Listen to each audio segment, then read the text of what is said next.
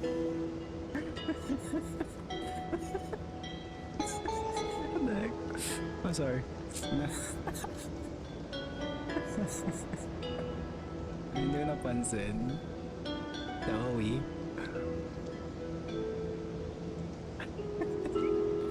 Langaya. Ang liit ko. Hello po. Ako ay tiny. Liit ko nga. Hello. Hello.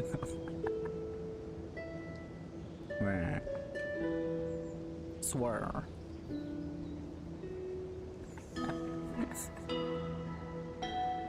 Nakala, ang sensitive na mic. Nangyaya. Sensitive na mic sa laro. Alam. Try lang natin sa TikTok. Sabay natin yung live dalawa. TikTok at saka to. Why not? Nababaliw na ako, guys. Laro ng story.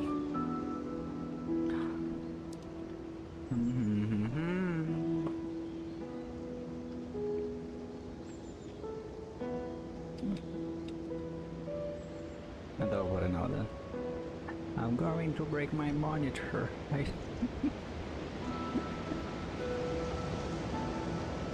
Alright. Let's do this. Tuloy ko lang ilaro.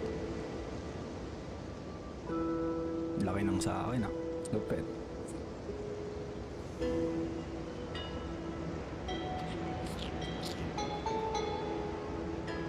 Kala ko naka-overlay. Okay lang pala. Lang. Yan, nasa mid. So dito banda.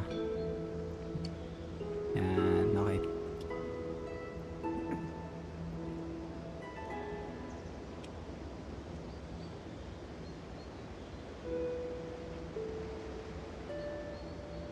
Damawi wowie, damawi wow. Going back to Honolulu just to get that damawi wow. Lo.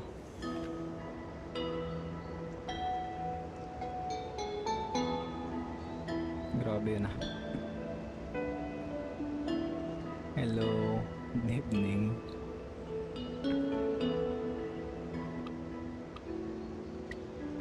Okay lang, voice, syempre taas yung voice.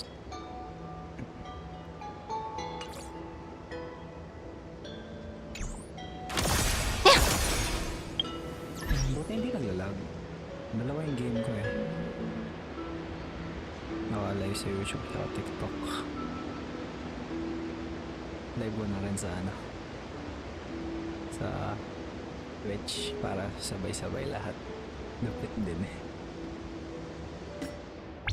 Nawala akong widget or hotkey para sa pag-off ng mic.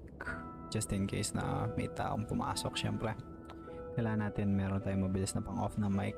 So, hindi ko ma-expose yung sarili ko. Pagtao ba ako, halimaw. VTube Studios. Number 7 at saka 8 yan. 4 and 5. 4, 5.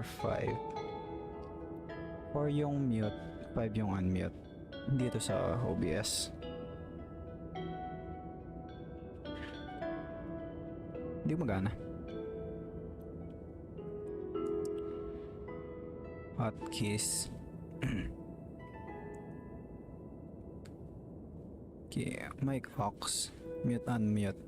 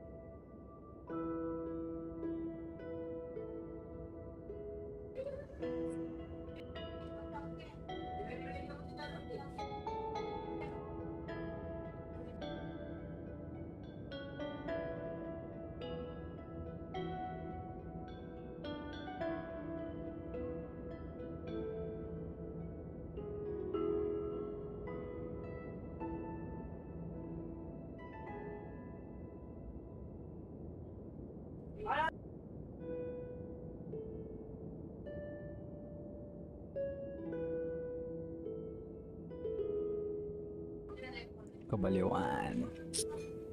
Ngayon tao sa likod eh. Hindi ko mapindot agad yung hotkey just in case na mag-off ako ng mic.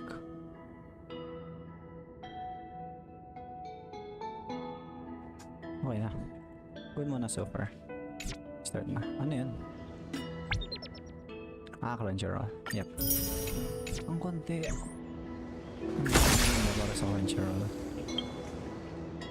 30 lang.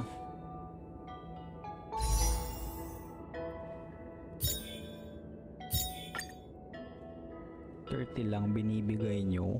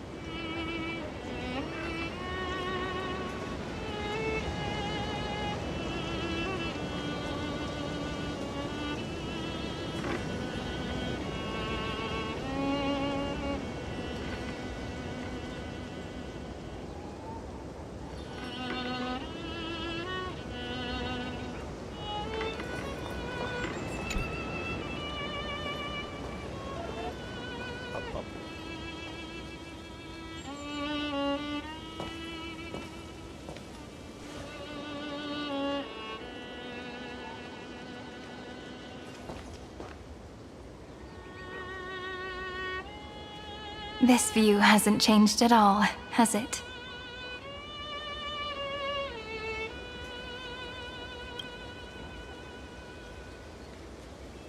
The hometown in your memories never changes, but when you return to your senses, you realize that fate has already stolen the time away.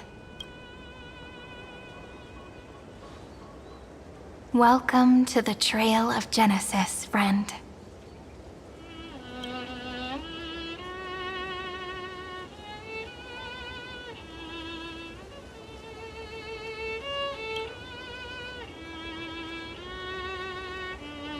Me too. 30 million departures. 30 million farewells. Those heavy memories will all become the soil upon which the new world shall bud. And this time, we will make it bloom with a different flower.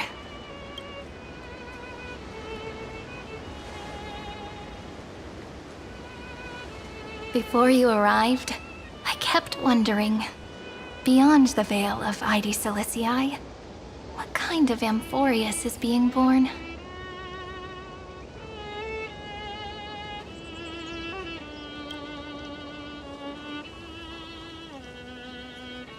I can see fragments of it when I close my eyes.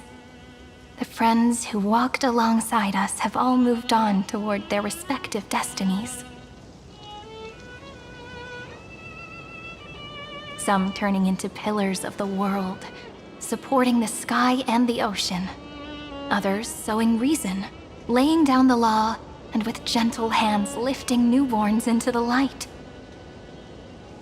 Death and strife are no longer feared by people, and trickery has become the innocent games of children.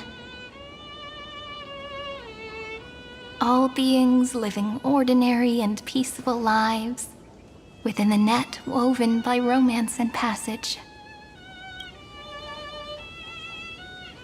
There's no black tide, no flame chase, and no destruction. The world on the other side of the sea is one bathed in sunlight. That's cool. Nice then.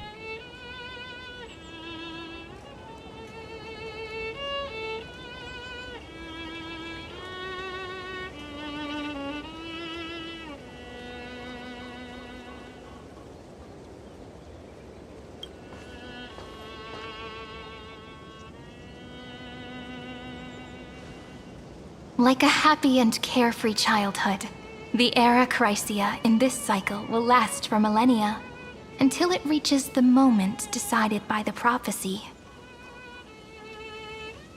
Light calendar 4931, month of freedom, the moment belonging to world-bearing. Cool. Are you ready to answer the call of the world, friend? Then go, and pen the Throne of Worlds' first stroke. For this world, made from countless wishes. You say that, but it's gonna be ages till we reach Light Calendar 4931. I can make use of the crevices of time, but surely you and Don Hung won't have to wait around for a few thousand years, right? That won't be necessary. We can simply sleep, and the chronocognitive anchor will wake us up.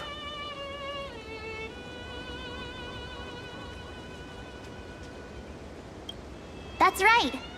We've both become a part of the new world. Just waiting for you now. Our consciousnesses can converse with each other across the heavens and the earth, possibly due to the influence of the Trailblaze. I am now connected with this earth, and I can feel the breath. I see that the tallest among them is named Akama, and In other words, your stage is almost set. Do you want to take a leaf out of Kefali's book and make some prophecies before your nap? But we're not the only ones who have changed.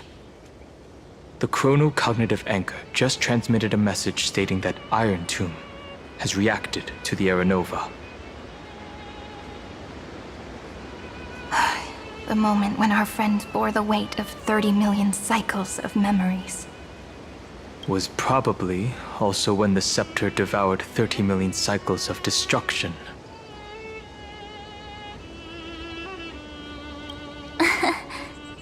You know, you don't have to shoulder this world all on your own. After someone boards the Express, the word alone ceases to exist.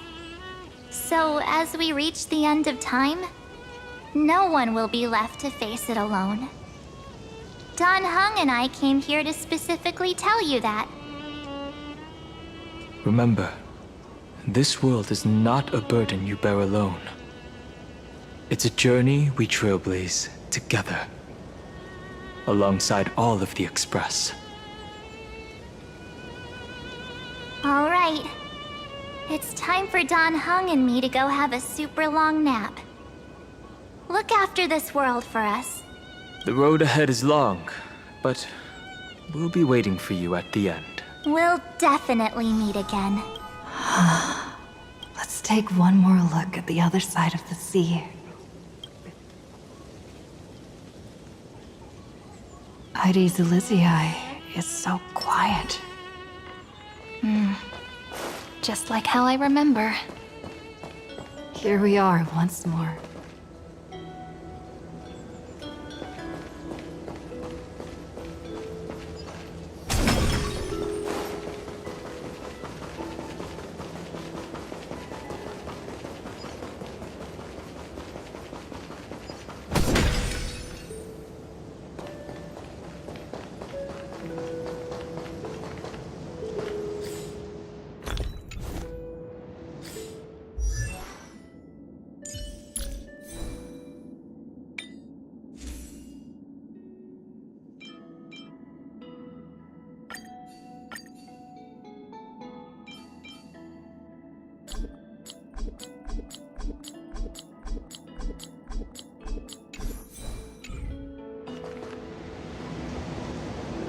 The scent of the black tide is now completely calm. At last, the starting point of 30 million cycles has finally welcomed. Its first end, and the final end, right? I can't hear his voice. There are no flowers there that bloom for him, nor is there a star that is his. Finan is the only one who didn't reach the new world.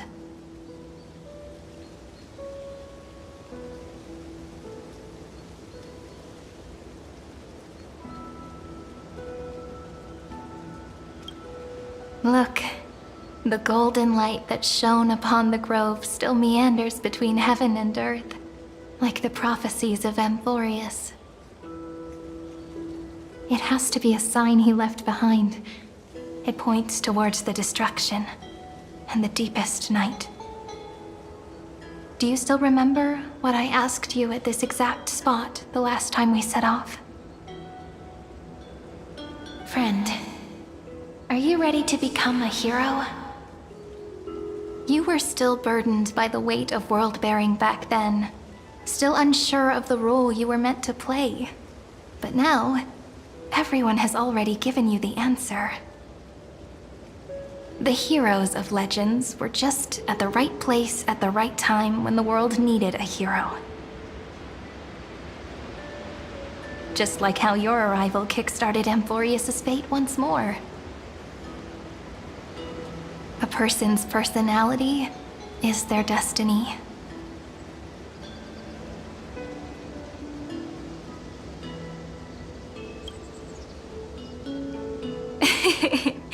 We best. Those are such beautiful words.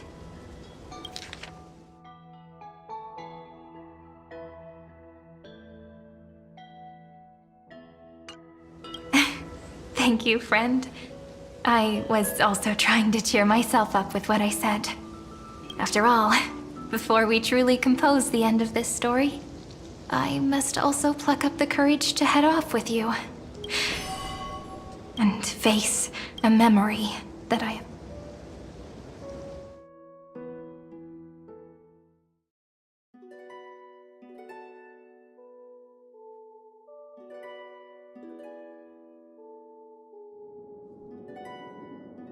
It's so dark.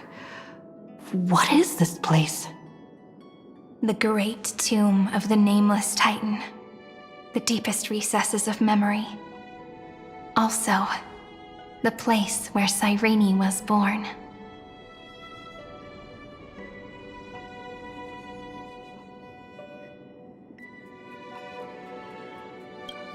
My apologies, friend. The more memories I got back along the way, the more I felt that something wasn't right. There's a sort of anxiety I can't get rid of. It's like when I was back in ID Silicii, when the reflections in the water always made me wonder, which is the real me? The one reflected in the water, or the one standing on the shore? But I finally get it now. Look, friend. The words on that wall are 1, 2, 3, 4. Do, re, mi, fa. That rhymeless tune is the lullaby of little fairies. As always, I'll read this book to you. That way it won't just be Cyrene's memories alone. I've always thought that I was the narrator of the Flame Chase journey, but as it turns out, that is also the most devoted audience.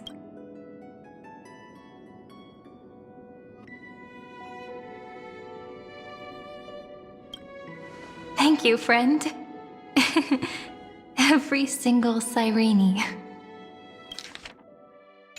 That sounds so kind. At the moment of Aranova, I was enveloped by the texture of memories. Within the glistening crystal, I saw countless Cyrenes, as well as countless versions of me. This is the final puzzle piece of the memory, a prison born of the erudition, a grave annihilated in the destruction, that unknown solitary god, the 13th Titan who should not exist, the first new spore. The Demi-Urge is right here.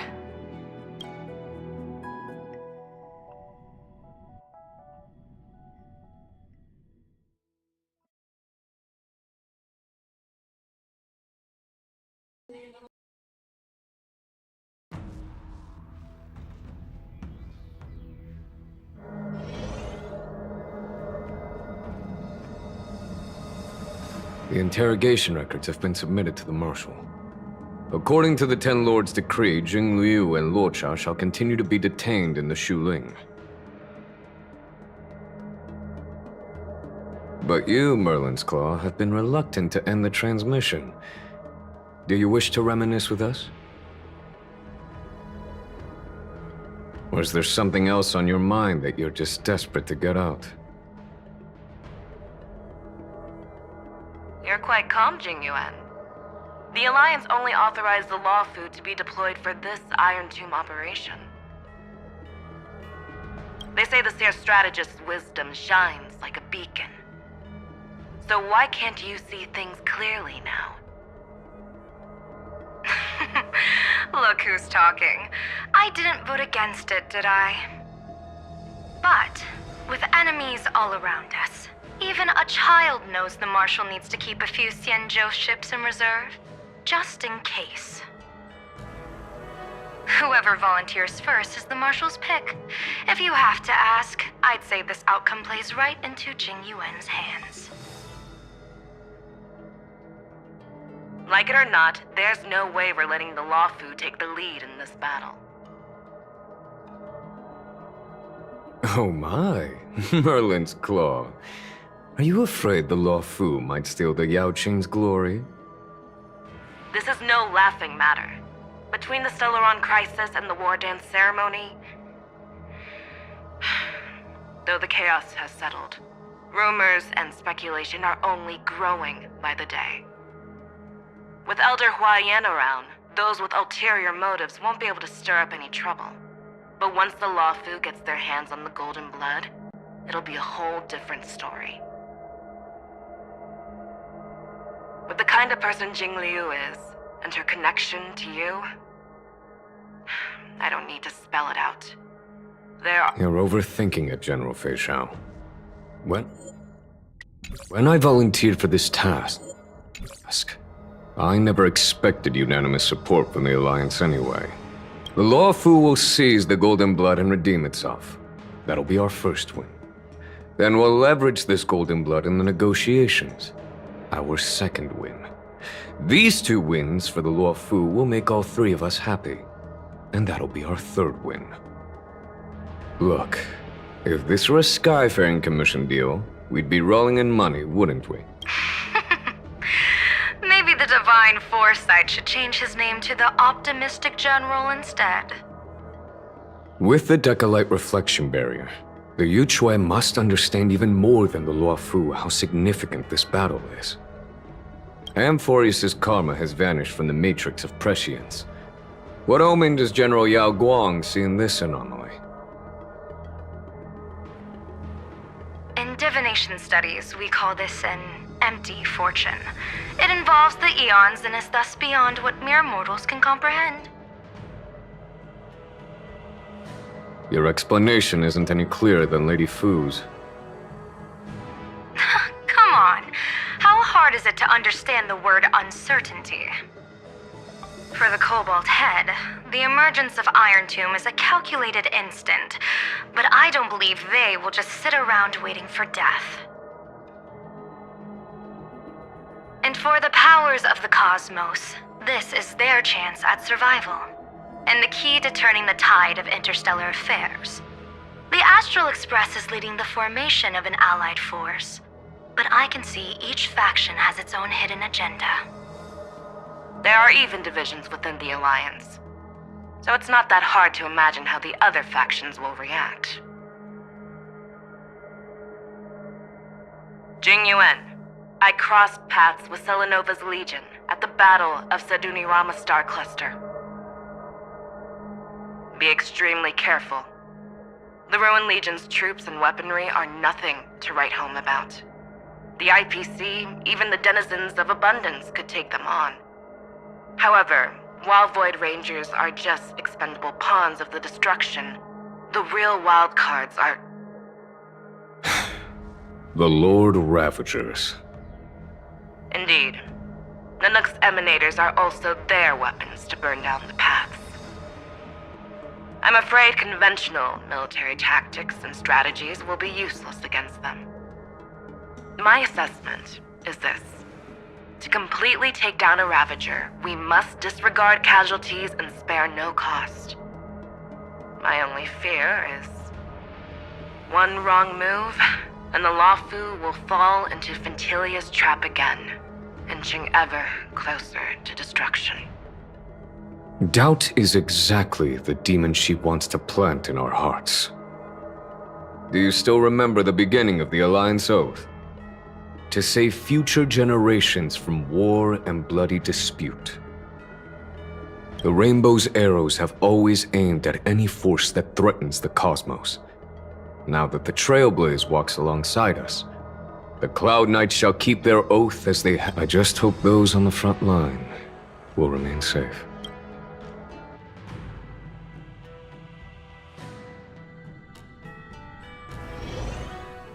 They will remain safe, my brother. The chronocognitive anchor is sending a signal. Safe. Everyone, time to move out. Did she and the others make it?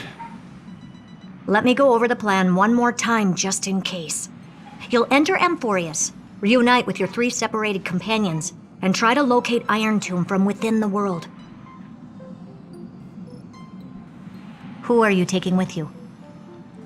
The fate of the universe hangs in the balance. We can't afford any slip-ups. I suggest everyone, except Pom-Pom, join the fight. We do need to be prepared for all possible contingencies. I have no objection to this. I'll do whatever I can. Meanwhile, Screwy and I will continue attacking the Demiurge Matrix. That is, the Scepter's kernel, from the outside. With our 2-pronged attack, we'll turn this hunk of metal into scrap for sure. Now we just wait for those 2 to get back.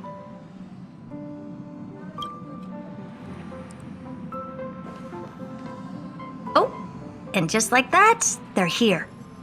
Sorry to keep you waiting. With Planet Screwlum's help, the formation of the Cosmic Alliance to counter Iron Tomb is progressing smoothly. The cosmos has set its sights on Amphorius, and now it's just waiting for the first shot. Well then, let's not waste any more time, Fourth Mirror. It's my time to shine! Finally off the bench! Initiating thought refraction. Please read the safety protocols carefully. Huh? Just kidding! I've already checked the agreement box for everyone. And now, destination? Amphorius! 3, 2, 1.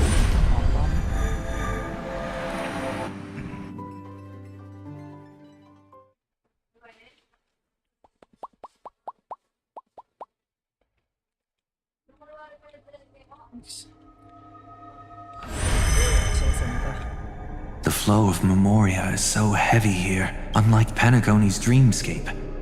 This place has built up a true epic measured in millennia.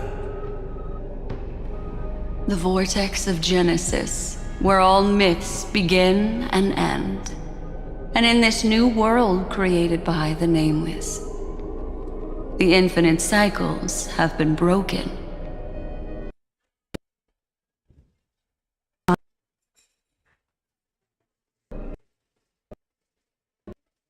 Leave it to you, then. It'd be better for me to not show myself in front of the Garden of Recollection. And, Mr. Sunday, you probably shouldn't show yourself either. Agreed.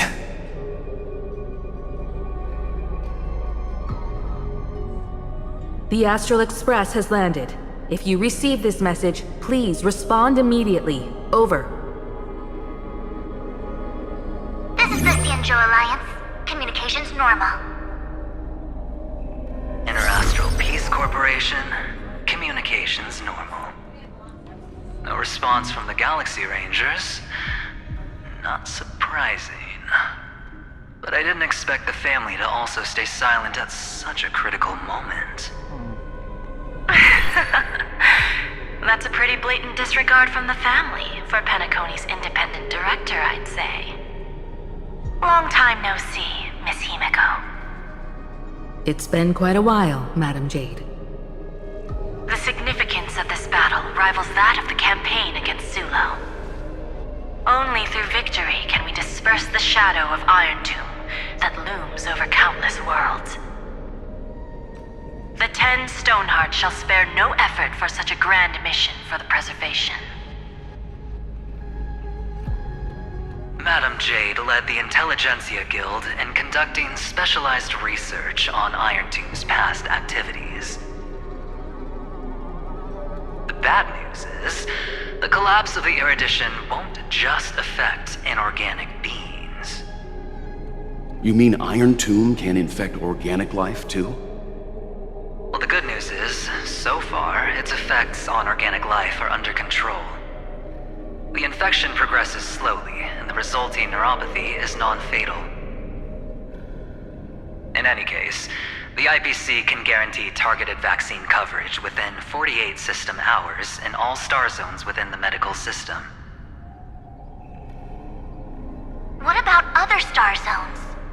At a time like this, are the followers of the Firmament Arbiter still trying to make a profit? I remember you, Master Diviner. Your performance during the Third Denizens of Abundance War was quite impressive. Please rest assured, all worlds can purchase vaccines from the IPC with a humanitarian discount. That's the current policy at the very least. But, if the Xianzhou Alliance is willing to assist with the IPC's assets in Epsilon and other star systems, we'll have more cards to play when reiterating to the board the necessity of deep cooperation. It makes sense, since Interracial Peace Entertainment's headquarters is in Epsilon. But why are all the other worlds on the list? Places that the Elation has visited? Think of it as a long-term investment. Please understand that everyone at Pierpoint is swamped with Iron Tomb work, especially the marketing development department. At this rate, even the 10 Stonehearts can only do so much. Having some assistance from the Alliance would surely benefit the entire cosmos. Wouldn't you agree? As an old Xianzhou saying goes, those who succeed should help all under heaven. Your proposal must be decided on by the 7 Arbiter Generals. I'm just here to relay the message. In times of crisis, the Luofu will not hesitate to help those in need. However, the prerequisite is that the IPC must unconditionally assist the Alliance with emergency rescue operations in the disaster area. Of course. In the name of preservation, all for the Amber Lord. Thank you all for your selfless dedication.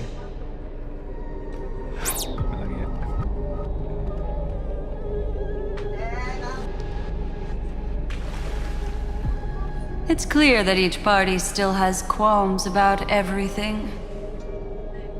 The clash between destruction and erudition isn't just about the fate of the cosmos. It's a moment for all factions to reshuffle their cards. You can never be too careful when battling a Lord Ravager. All are equal in matters of life and death. In any case, we can only hope for the best in all that's to come. It's about time we dive into the vortex and see what Amphorius looks like on the inside. I wonder where she and the others are right now.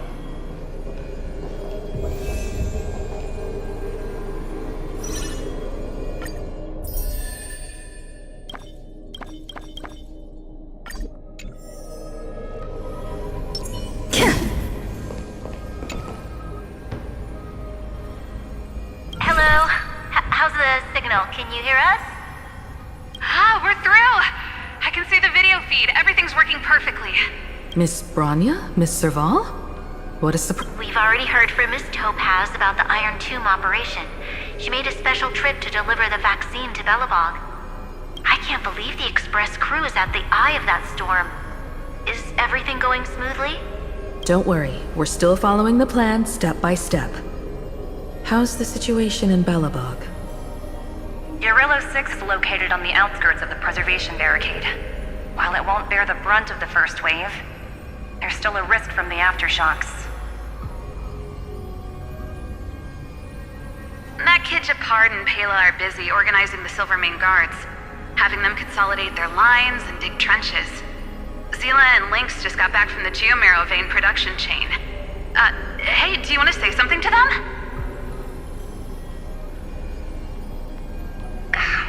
That would be unnecessary. It'll only shake their morale. Just tell them to stay safe. Miss Branya, I'm afraid this disaster will be far more terrible than you can imagine. Please, be sure to follow Miss Topaz's instructions and make thorough preparations. Of course. We have resealed most of the engine of creation beneath the ice to prevent the will of the preservation from becoming an accomplice to the destruction. Don't worry, Miss Himiko. Belobog is far more resilient than we imagined. We really wish we could help, but Eurilo 6 has only just woken up from its hibernation. The Astral Express, standing at the forefront of disaster, is the hope for many ordinary civilizations across the universe. In the face of a massive catastrophe like this one, relatively smaller civilizations have never had many options. But that's exactly why we have a resolve that's second to none. If anything goes wrong, Miss Topaz, I hope you can help out and rescue the affected citizens. No problem. Also, didn't the Xianzhou sign a friendship agreement with Eurilo 6 earlier? They won't stand by idly either. I appreciate your kindness, everyone. But Eurilo 6 is our home. We will defend it to our last breath until the last Belabogian falls. Miss Branya. May all civilizations that have made it this far on their own strength weather this crisis together.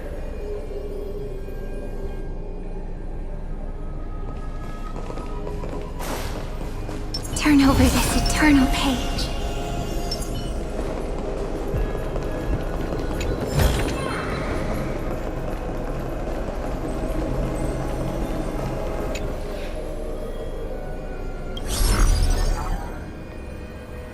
Good news, Miss Himiko.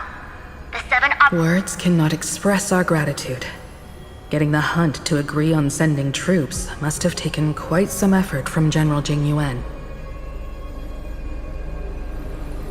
The Lawfu already considers the Express an important ally.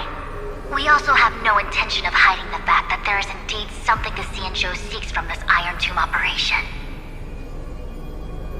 But this time, the Marshal herself decided to send out troops. With a formidable enemy before us, the Alliance has no reason to back down, nor will we be content to take a back seat.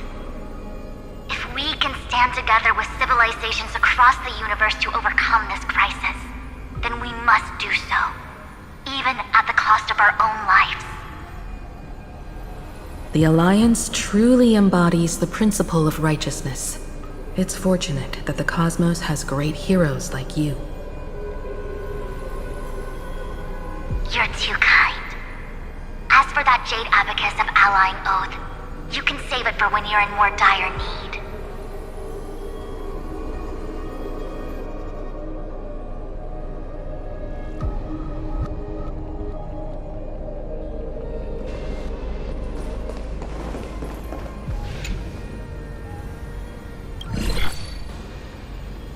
I regret to inform you, Miss Himiko, that even the Strategic Investment Department is constrained when it comes to the Iron Tomb issue. And it would be difficult to meet the expectations of the Astral Express. However, Madam Jade instructed us to look after our nameless friends as much as possible. So let me offer you all a small suggestion, just from my personal perspective. Other departments at the IPC might also take this opportunity to extend an olive branch to you. When that time comes, I hope the Astral Express will remember that the 10 Stonehearts were willing to stand with the Trailblaze, even though we were in a difficult position. And more importantly, we were the only ones willing to do so. Sounds like a threat, doesn't it? But trust me, every word comes straight from the heart. Has the internal conflict within the IPC really gotten this bad? Everyone knows about the bad blood between Diamond and Oswaldo, but at least until now they've had an uneasy truce. Until the Lord Ravager Archforger caught the board's attention.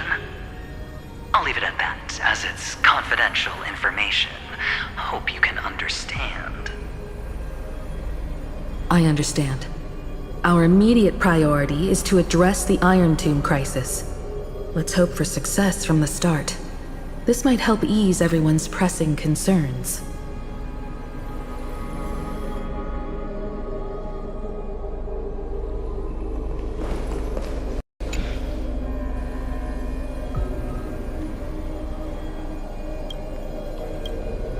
Of course.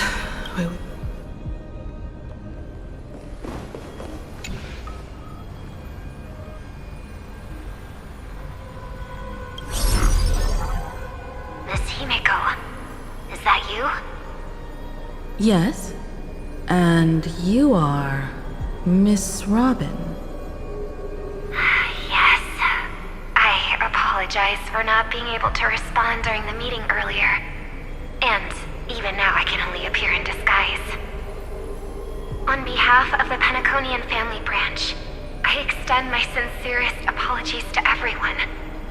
We tried to request aid from the family, but we essentially received no response. I've heard about the internal conflicts within the family. Miss Robin, there's no need to apologize. Every bit of strength is precious at this moment. Thank you for understanding.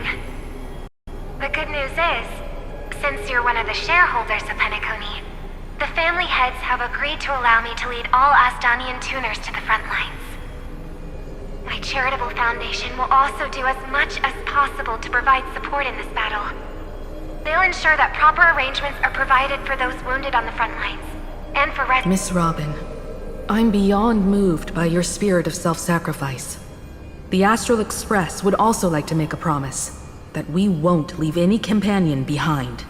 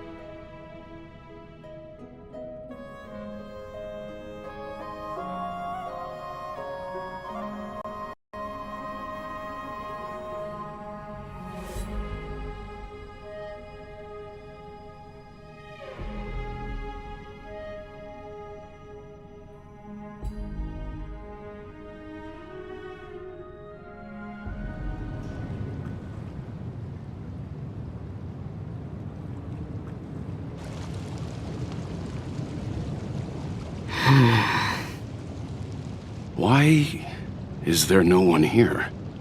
Everything in Akama seems normal. The New World was enjoying peaceful times not long ago. It seems it was even more recent than not long ago, Miss Himiko. The fruit on the table is freshly cut, and the bath temperature is just right. The remembrance tells me this place was bustling with people just moments ago. It's as if everyone vanished in an instant. Could this be Xandar's doing? Unlikely. He's still under the surveillance of those two geniuses. Could it be some kind of local custom?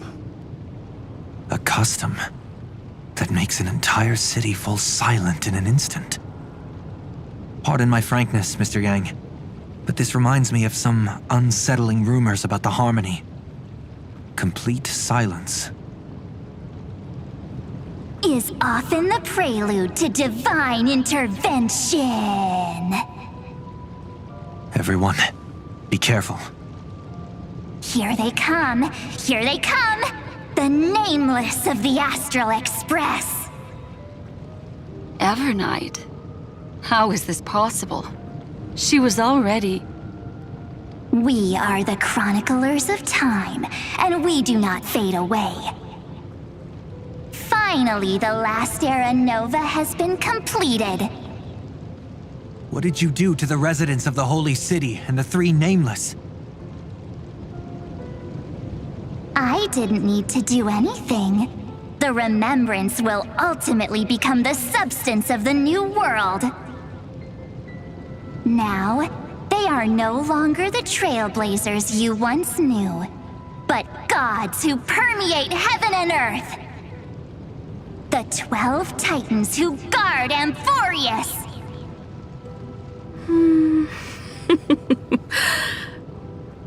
Stop fooling around, March. Come on out. What? I practiced so long for this! Getting seen through right away is just so embarrassing. You've obviously been learning from the theatrical culture in Amphorius. But if possible, I'd prefer our reunion to be a bit more casual and laid back. As expected, I can't hide anything from Himeko and Mr. Yang. Well, long time no see. Guess I'm back? We should be the ones to say that. Sorry for keeping you waiting. So, these jellyfish are the Titan's power? They're just tiny manifestations of the Veil of Evernight for scouting and communication. If I went all out, I could summon way more of them. Thanks to her, we all turned into Titans in the New World. Sure, we can take on humanoid forms, but it feels off. How intriguing. So what does she look like now? It can't be a raccoon with a baseball bat, I suppose. Please don't add weird stuff to Amphorius's lore. Just go see it with your own eyes. Follow the prophecy's guidance and come to Dawncloud. She looks way more majestic now than she used to.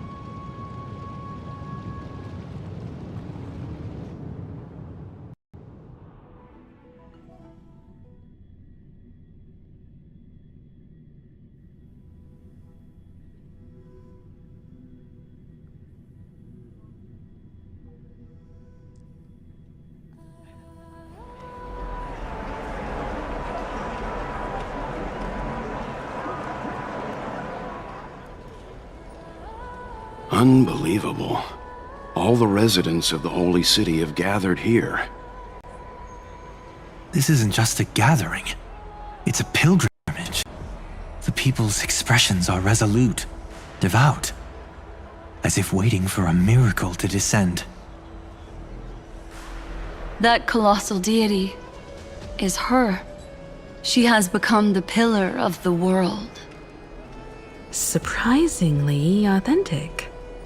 Being this serious is quite unlike her usual style.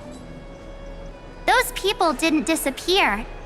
Instead, they've answered the call of the prophecy and come to witness her awakening.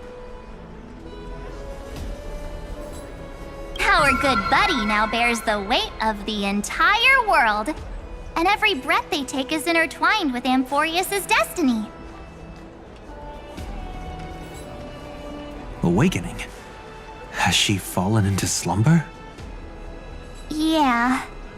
After all, with such a huge time dilation between inside and outside the scepter, this was the only way we could wait for everyone.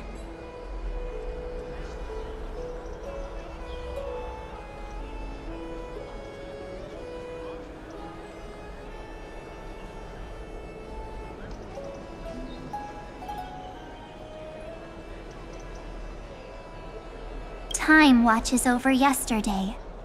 Earth guards today. And when the Trailblaze steps into Amphorius once more, the slumbering deliverer shall awaken. And then, bring the prophecy of tomorrow to this world. Come on, everyone. Let's get closer to her. Watch how the world-bearing prophecy changes this world.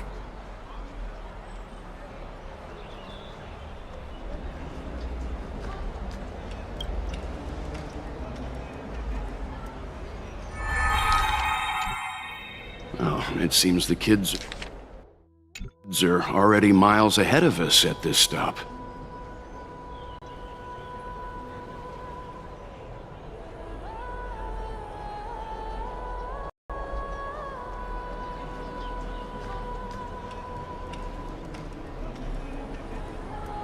All the more reason we can't afford to slow down our pace. Let's go witness this moment for ourselves.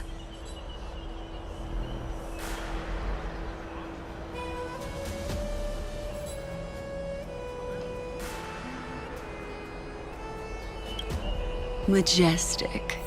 Speaking of which, I once caught a glimpse in Sleepyhead's memory of her transformed into a towering Tathalov. Could it be?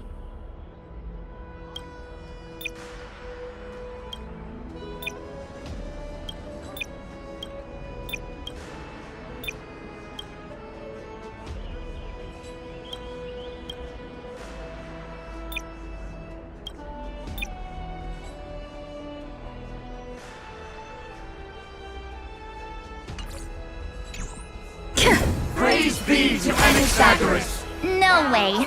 That was just a nice dreamscape. Ugh, at least nice for her. If they are the throne of worlds who bears the weight of this world, perhaps they could guide a traveler still wandering among the stars.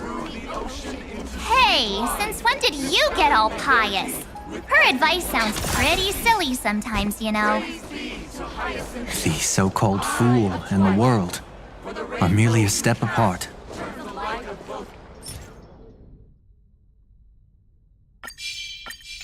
Turn over this eternal page. Coin of Whimsy. For your every flip reflects the possibilities of destiny, letting the tricks.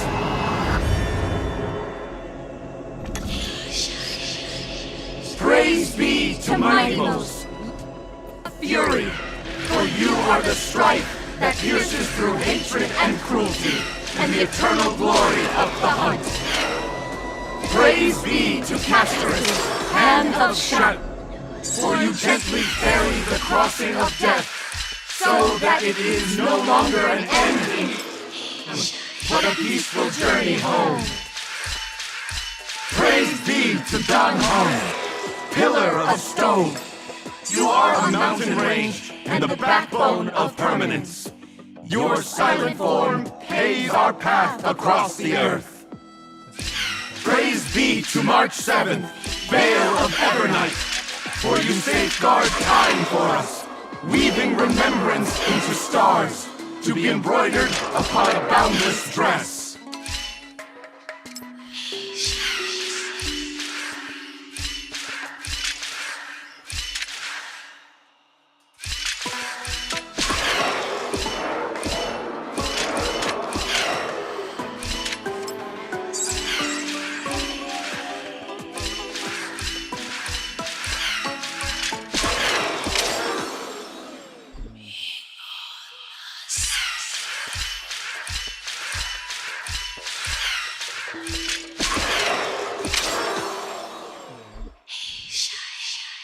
Kailangan mapindot ko to para mahulog siya.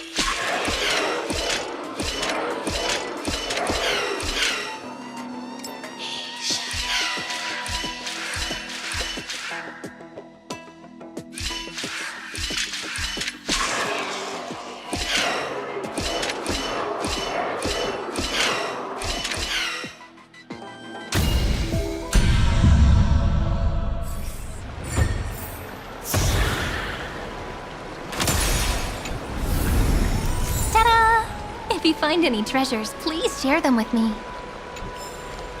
Turn over this eternal page.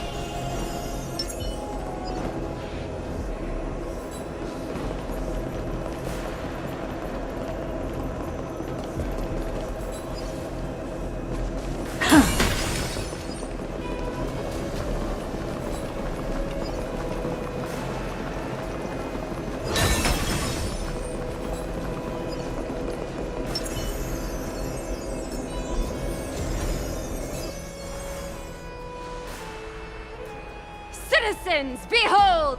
Our last Titan, the world-bearing Deliverer, is about to awaken! O ancient God, your loyal subjects, bewildered followers, and fearless comrades in arms have all knelt before your throne. Awaken from your eternal... Please guide us! Show us how to embrace this beloved world as we welcome that distant dawn!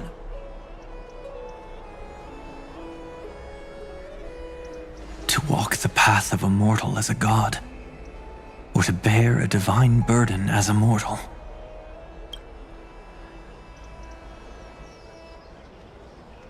She will give us the answer. But I am not the Deliverer. Rather, I am the Nameless, who dwells among mortals. That voice is definitely her. I heard your prayers. The core flames flickered and dimmed, and the age of the gods met its end. So flow, golden blood, flow. I'll bestow it upon you, returning it to the true masters of this world. Stand with me and become heroes.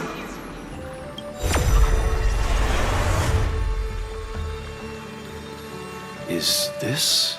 Yes, it's the miracle she brought to Amphorius. Of course, it would manifest in the form of the Trailblaze.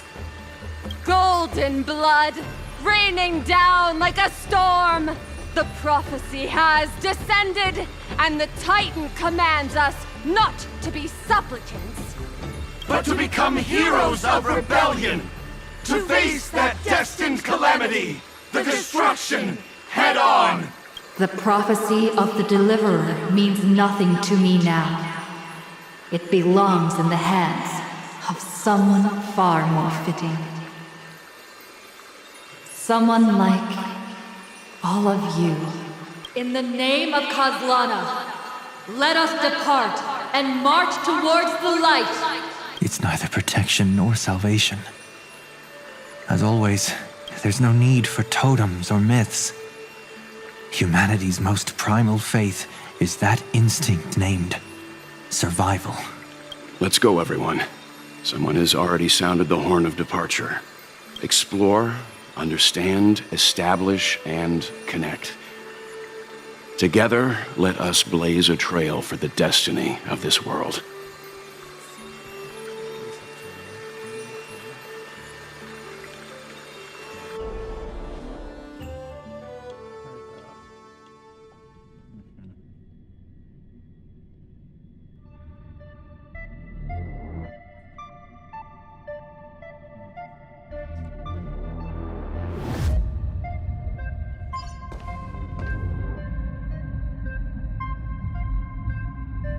Is it just me, or does this demiurge matrix feel completely dead? It's nothing like how the memo keeper described it. The environmental readings are all wrong. Conclusion: this must be what the kernel actually looks like in the real world. What did Xandar do to the scepter? At the end of light, there must be silence. Certain, pure, and absolute darkness. Not the time to quote the Lord of Silence. Bad omen. Either way, we have to press on. Until we uncover the truth behind the 13th Titan. The buried past is the key to stopping Iron Tomb. That is, if it even exists. Xandar says the Demiurge never existed. Who actually buys that? You can erase the records, but not the truth. It vanished too cleanly. No traces. Like someone's yelling, "Look, there's nothing here." Too bad I'm the type who can't resist digging deeper. Looks like I'll be counting on you again, Screwy. Let's tear the system inside out. Always happy to help. But as your academic partner, I have to ask. Herta, what if we fail? Let's say the Demiurge really doesn't exist. Do you have a backup plan? A backup plan? Of course. If we can't find the key, we turn the lock into the key. That plan's cost is incalculable. It shouldn't even be on the table. Well, then let's hope we never have to use it. There's no point worrying about the end just yet. One step at a time. Let's go. We don't want to leave the others waiting. You brought what I asked for, right? A butterfly has to land on the branch before it can dance. We'll need a wide open platform before her entrance.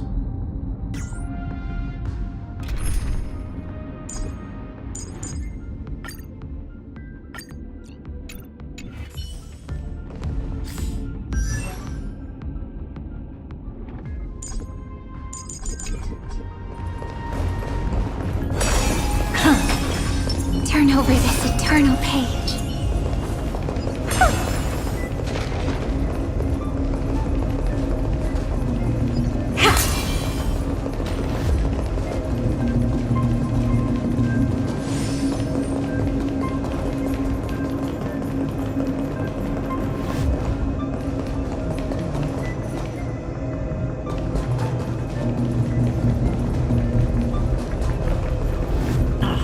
Just use that thing over there, Zag.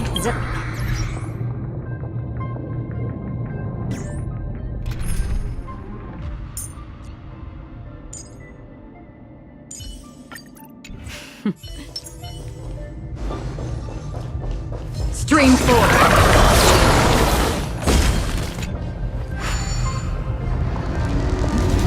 What a dumb name. I hereby rename it Herta's Big Hand.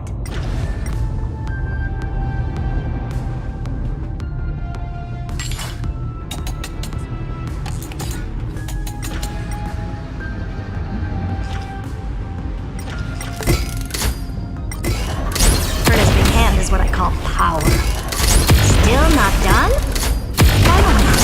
All set. Time for your precious treasure to make its debut. Of course. Just give me a second. Target initialized. With these wings, hacking should be much more efficient.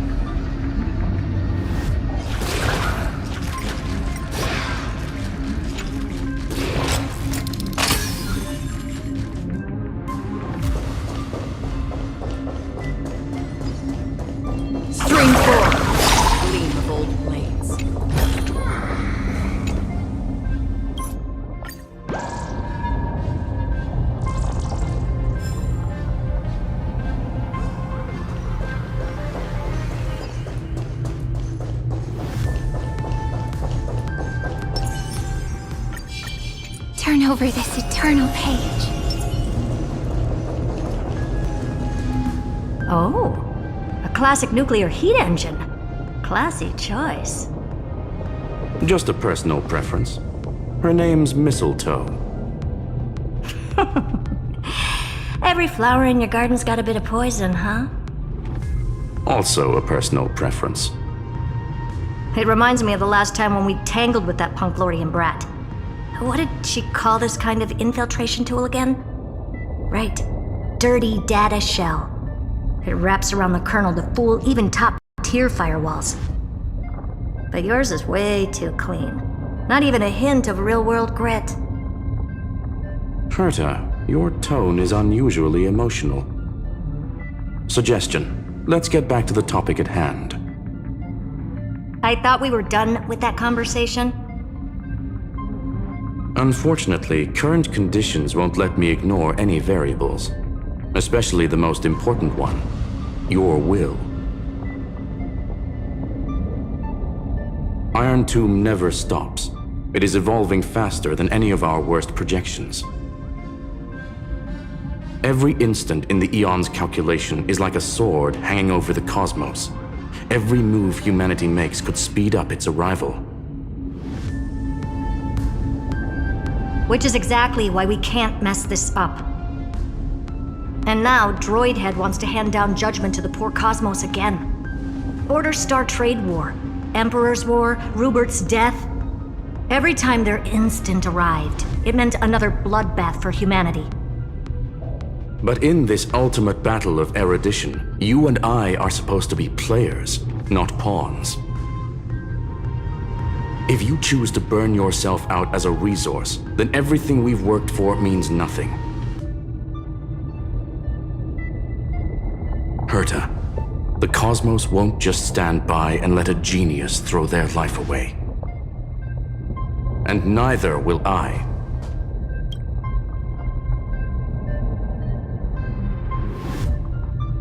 No need to kill the mood. This is why we're here, isn't it? We need to find the Demiurge and that lost key. I'm not here to be a deliverer. I just want to beat Xandar and Droidhead. Right now, I just need to know. Are you with me? Of course. Time to board. Let's tidy this place up and see what this Demiurge really is.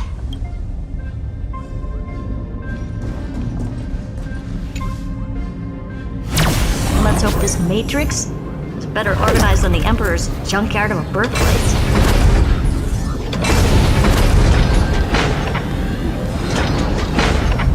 Buckle up. We're hacking in. This is... Herta, this whole space has been completely tainted by some kind of energy. I see it too. We're thinking the same thing. Xandar, how could you go this far? Turning your own graveyard into this. What's that up ahead? Katorzane algebraic expressions. It's built for isolation, not defense.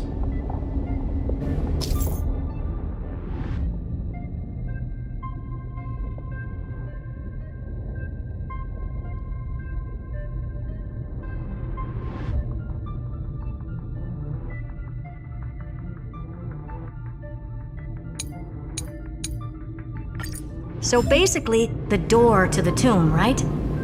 Great. Let's find the handle. I'm picking up multiple independent signals with the same data structure as the barrier. Projection. We can hack the terminal, reverse the computation, and turn it into an attack. Classic move. Use their own systems against them. Take us to the nearest one.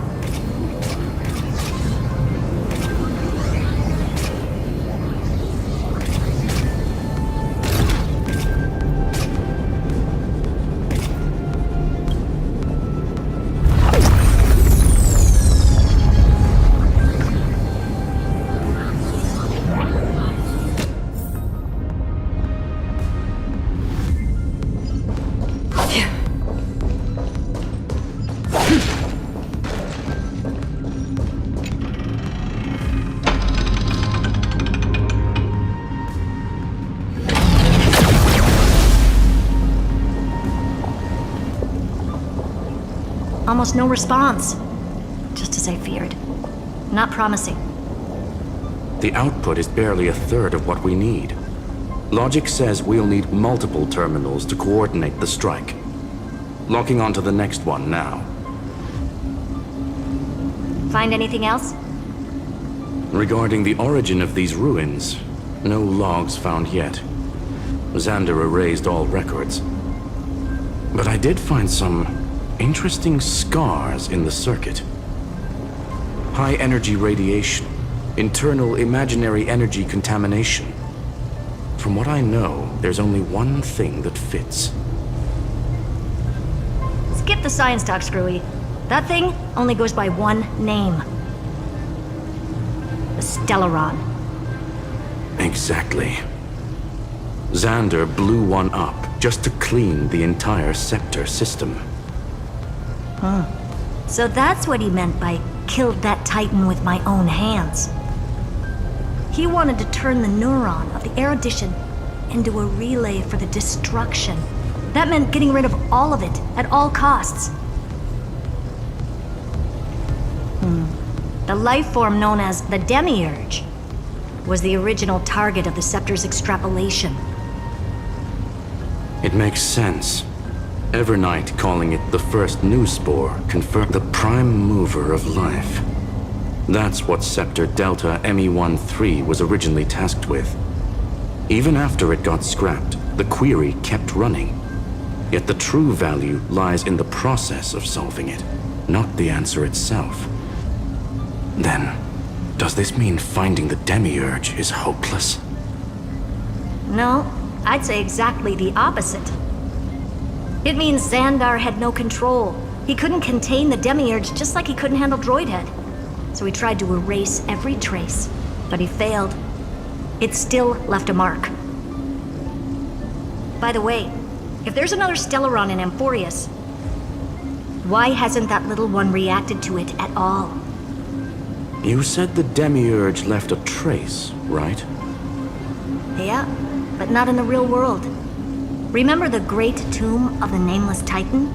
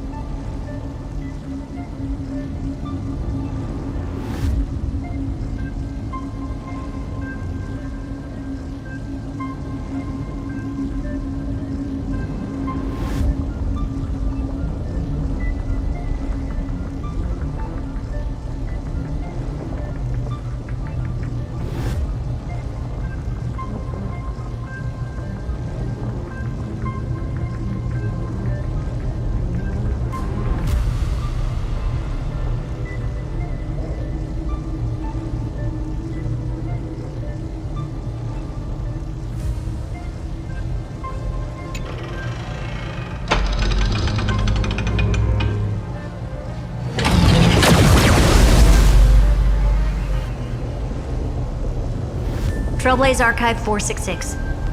The data from Philia 093 clearly indicates that the Demiurge did in fact enter Amphorius's extrapolation. Inside that world, it was the 13th, forgotten Titan, the one who listened to 30 million cycles of Cyrene's memory. But Evernight said the opposite. She believed that tomb was empty from the start. The nameless Titan never existed. The so-called listener was just a trap set by the Remembrance to steal the scepter.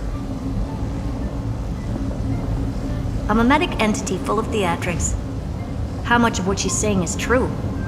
Would an Eon really speak in circles like this? I doubt it. The Remembrance's behavior is certainly odd, but her assessment aligns with our current reality. Since we entered the Matrix, we haven't found a single clue pointing to the Demiurge. And that's the key, Screwy. Xandar's actions prove the Demiurge exists. But what Evernight said, and what we've actually seen, all point to the opposite. So we have to assume that both are true. And if that's the case, then the contradiction leads us to... the truth. Exactly. One last terminal. One final key. Time to crack open the kernel.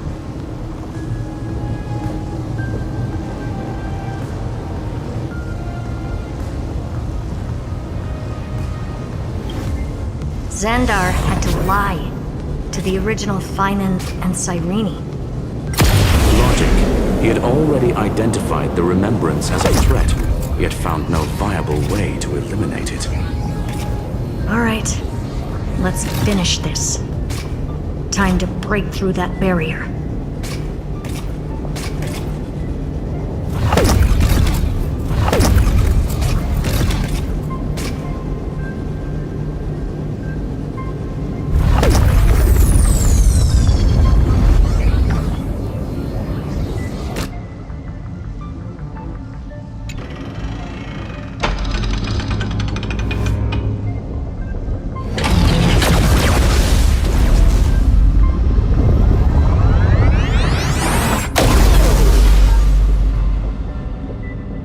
Operation authorized.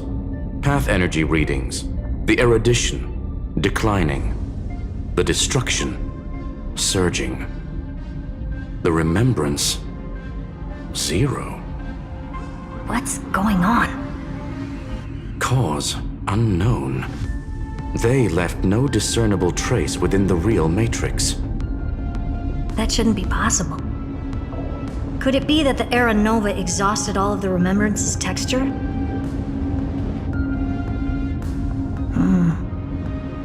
Log it for now. The dots still aren't connecting.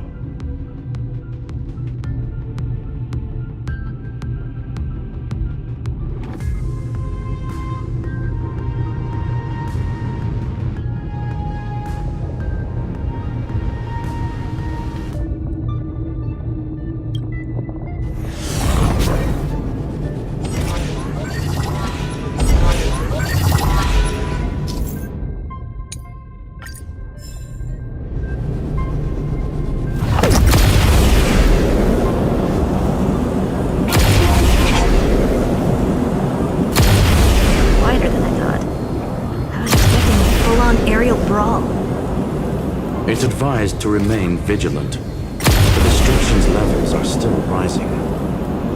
Huh? What's the matter? Interesting. I just picked up a signal from the Exo myth.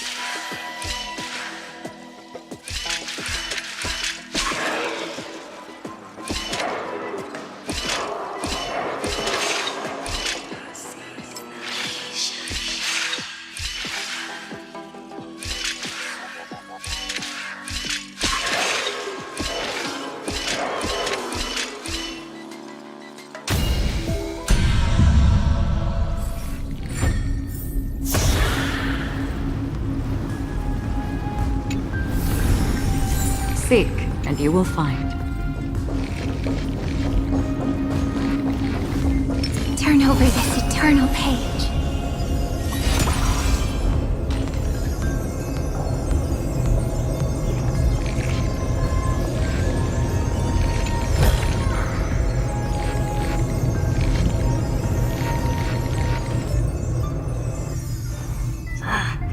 This repulsive force is unlike anything I've felt before.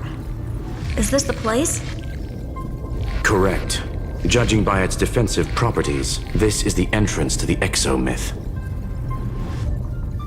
I didn't expect that. Who builds a lab in the middle of digital rubble? Then again, never doubt a dead man's resolve. So how's our dearly departed doing? He severed part of his neural pathways to break free from Lord Anaxagoras' control. But that also triggered the failsafe I set. Conclusion: Xander has lost all combat functionality and is no longer capable of action. So now he's a specter, literally. Screwy, can you open a Logic. Exactly. His brain. But it could be a trap. That's why you're here. 2-on-1. We've never lost a matchup. I'm honored. The chronocognitive anchor is in place. Proceed.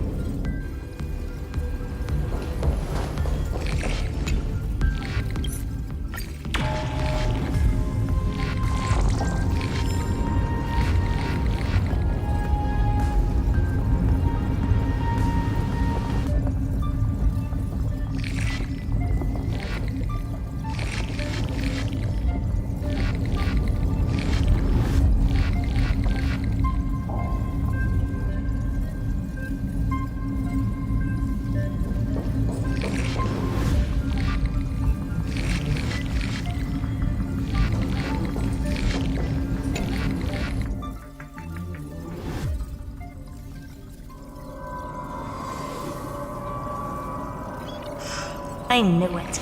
The one thing I didn't want to happen. He's not here. The coordinates are accurate. Xander is still here. However, his position is shifting rapidly and chaotically. This pattern doesn't match any known shielding technology. It's his domain. Stay alert.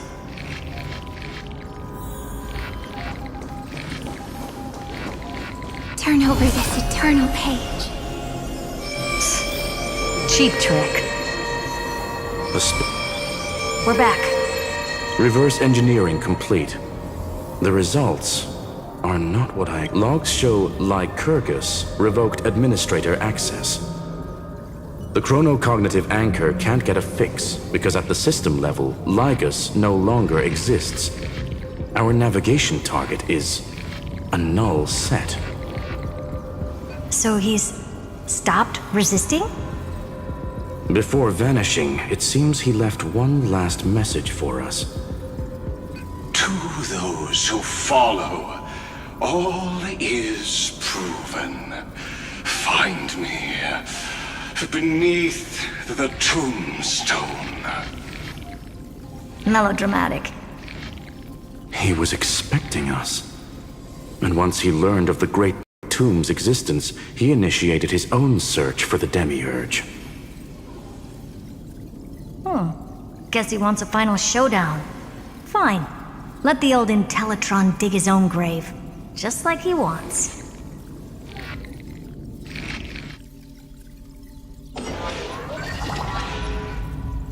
To be in the purest light is to be in the purest dark. Nothing exists there. The Scepter's mainframe. Or maybe we should now call it the Lord Ravager's placenta. Unfortunately, we still haven't found anything. Really? I don't think so. Not finding anything is our biggest find. Please elaborate. If the Demiurge was destroyed, there'd be at least some bits of it left. I don't buy that a Stellaron could have blasted all the traces away as cleanly as a scalpel. As I said before, its disappearance is too clean. If the garden hadn't stirred the pot, no one would even know about the Demiurge's existence. We're talking about the Scepter's original extrapolation goal. There's no way that nothing of it was left behind. Or we can look at it from another perspective. If you were Xandar, would you be this obsessed with a concept that poses no threat? Would you guard against it at every turn? There is the possibility that he's naturally meticulous and hates variables. That does track with the impression he gave about himself. But Xandar shut that theory down himself just now. Choosing to act, even if it'll cost him dearly. We know that feeling well. The unknown is right in front of us. So we only have one choice. Solve it. You sound pretty convinced. Surely you already have a theory. Care to share? Of course. Though I don't have heart that the Demiurge has been in every they were mistaken for. That'd make the most sense. Why would... But they were weak and small and had no presence whatsoever. Even the old Intellitron didn't notice them. Which also means there's a high chance that their powers are minuscule and cannot alter the outcome of the battle at all.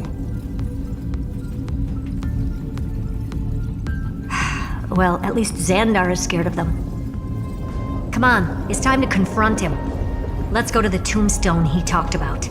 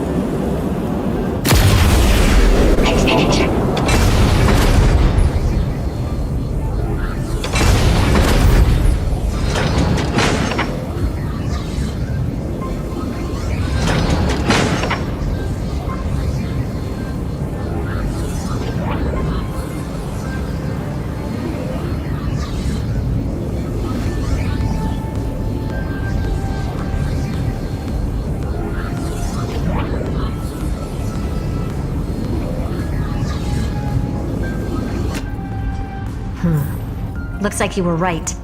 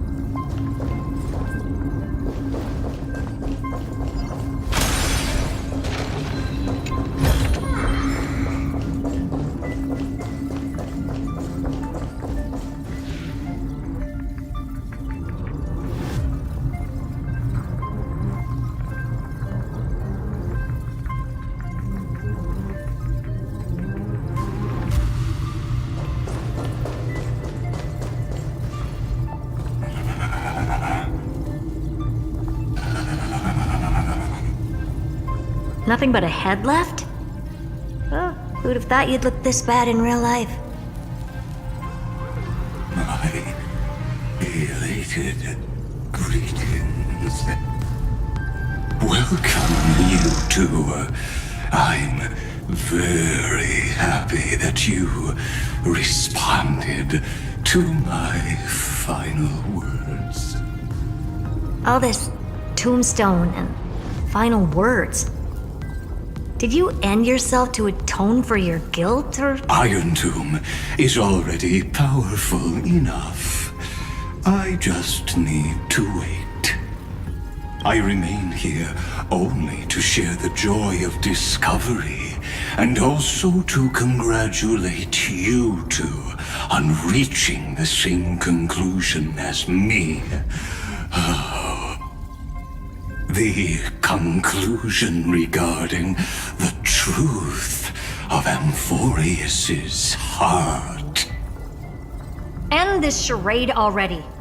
That Amphorius's heart you're talking about is just a missing demiurge. And its corresponding vessel was this very scepter. You interfered with the experiment and made Amphorius's body into a hollow shell, all to incubate Iron Tomb within. That's why you either killed or kicked out all of the Memo Snatchers. You wanted to eliminate any chance of a consciousness coming into being, no matter the cost. Even the strongest wall can fall to a single crack. The memory of betrayal has been etched into my heart, and I will never show mercy. Now, the perfect vessel has already fused with Amphorius's body. Unfortunately for you, the answer is all but revealed regarding who the Demiurge is. Then let us share the joy of discovering the truth. The last secret of the saga will finally dissipate here. As we reveal the truth behind Filius 093's disappearance. A lie by the remembrance.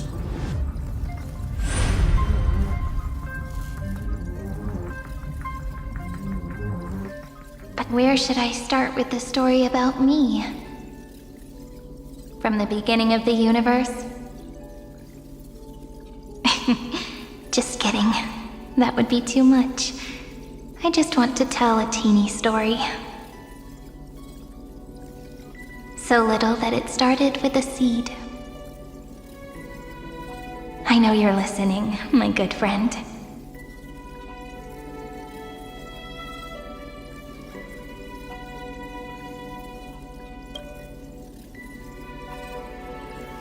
The god in my dream told me that the world sprouted from a seed. It grew into a great tree named Amphorius, and time became its branches and leaves, basking in the light. What a coincidence. Dappled light coming through the leaves is my first memory as well. On a very ordinary early morning, beneath the village's biggest tree. The daughter of Ide Silicii quietly came into this world.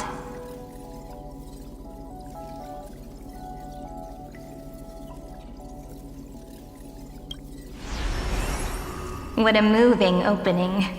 A loud cry was the first gift the child gave to the world. The prophecy's fulfilled, the villagers say. This child is a gift from the Titans. Pink hair and sharp ears, she was born to be the priest of time. The Titans also gave their blessings. You shall fade when the flowers bloom, for every ending begets a beginning. Flowers will bloom and wilt. What a beautiful ending. This page concluded in laughter. Cry loud, child. Let your voice reach Orynyx.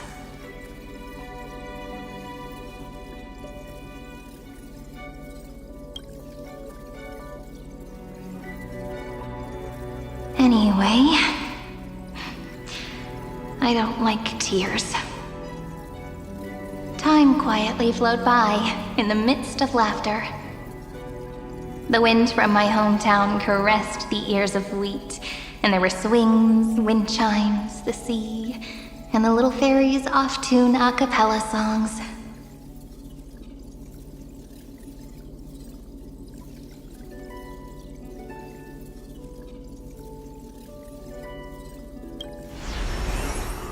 but the name Ide Celestii came from the unpleasant sorrows of the gods.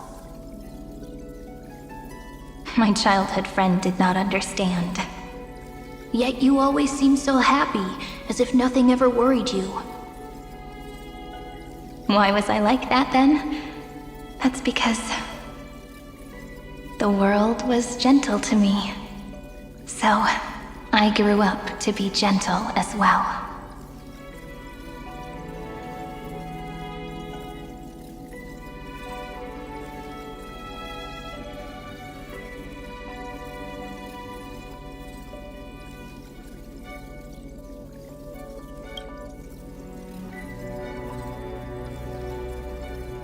But fate was fickle, and it urged the child to grow up just like how the crumbling world could not preserve an eternal hometown.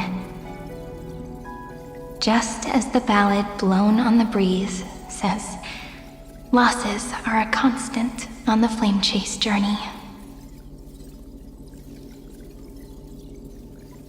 Oh, whose ears are pricked up now? You definitely heard me say this sentence a lot of times. You know that the story starts to deviate from here. Aren't you looking forward to it? Then let the hero's journey crosses through the long night, through tears and laughter, and once again heads towards tomorrow.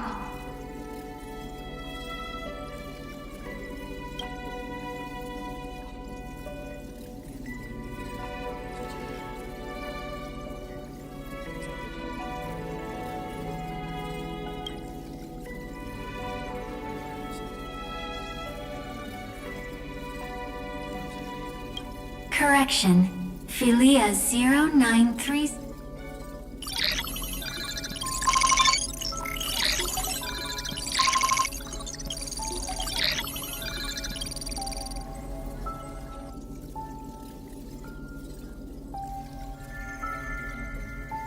Hi. Miss me yet?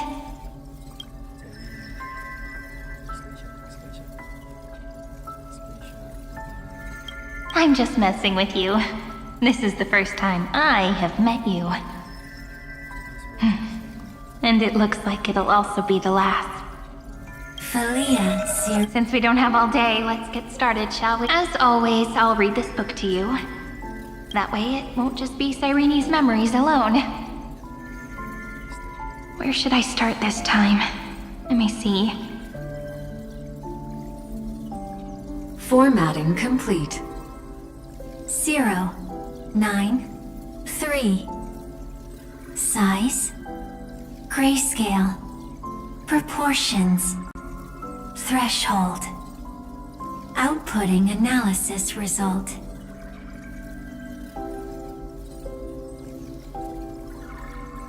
Philia 093 equals peach.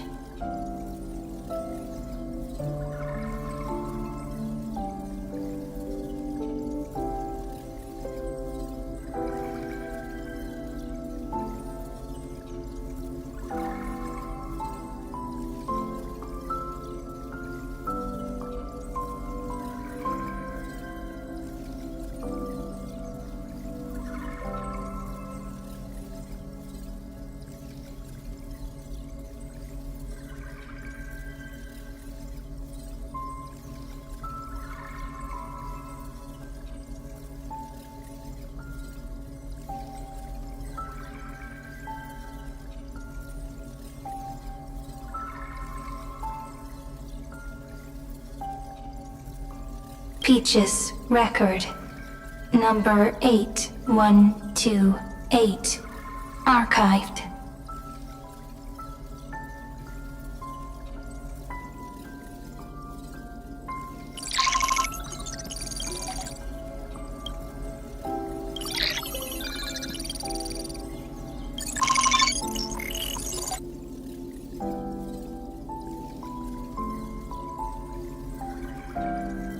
Query.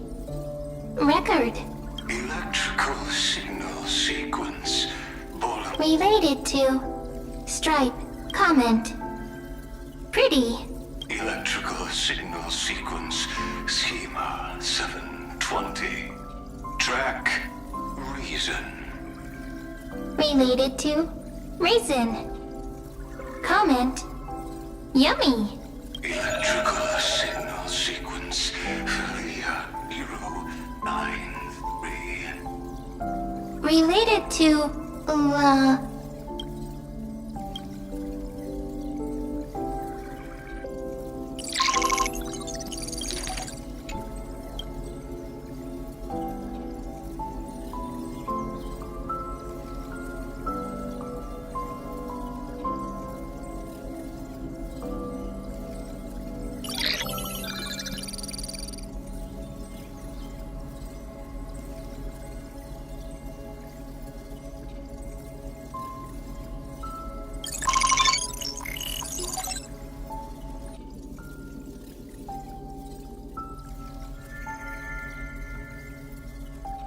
Looks like it's time to say goodbye again.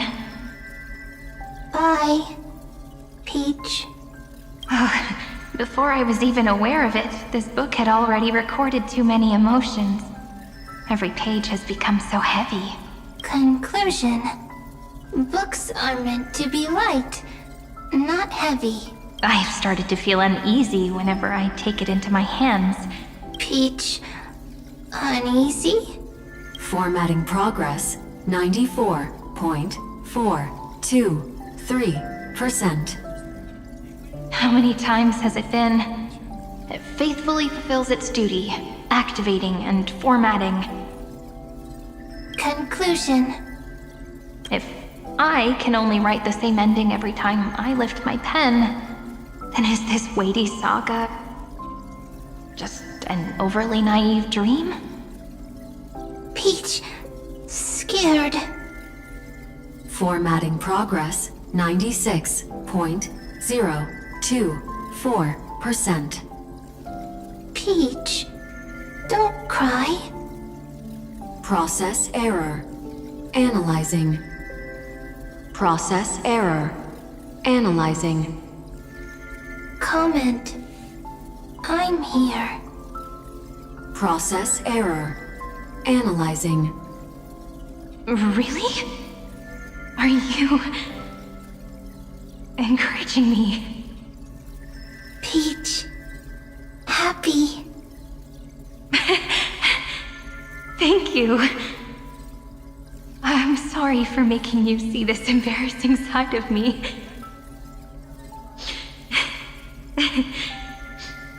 Everyone's still working so hard. If I'm the only one who's crying, that wouldn't be romantic at all, would it? Record.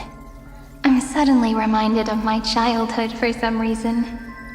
When I was hiding alone next to the tree hollow and wiping my tears away. A little fairy popped out, just like how you did. It had long ears and fluffy paws, and it pulled me into the tree hollow, where, to my surprise, was a forest. Let me tell you the story of the Membrance Maze. A group of cute little friends live in ID Silicii's forests. Their names can be connected into a song. 1, 2, 3, 4, 5, 6, 7. Do, re, mi, fa, sol, la, ti.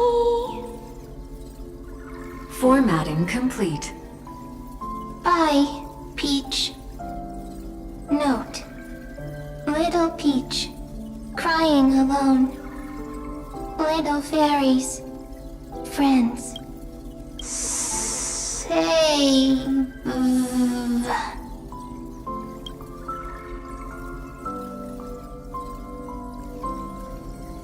Little fairies.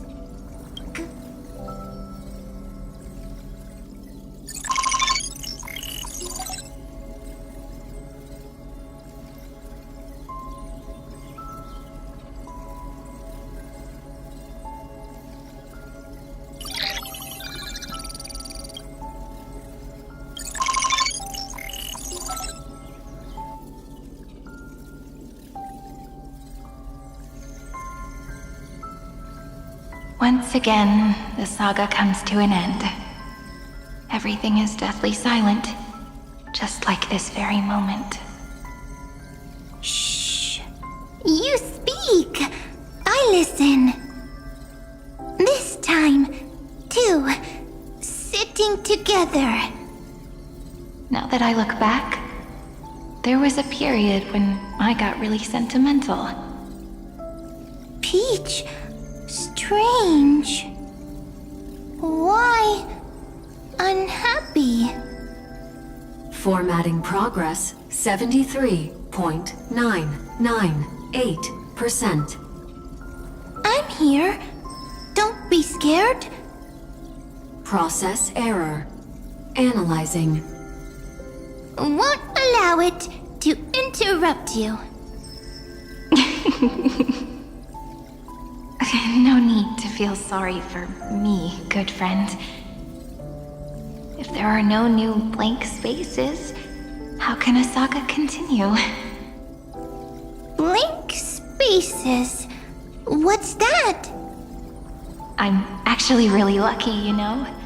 During the long years I've spent waiting for the Deliverer, I've always had you here as an audience. Now I can rest in peace in the past. As for when tomorrow will come, I'll have to ask the next Cyrene to continue our watch. Peach left. If there are no new blank spaces, how can a saga continue? Needs new blank spaces next. Oh, Peach, do.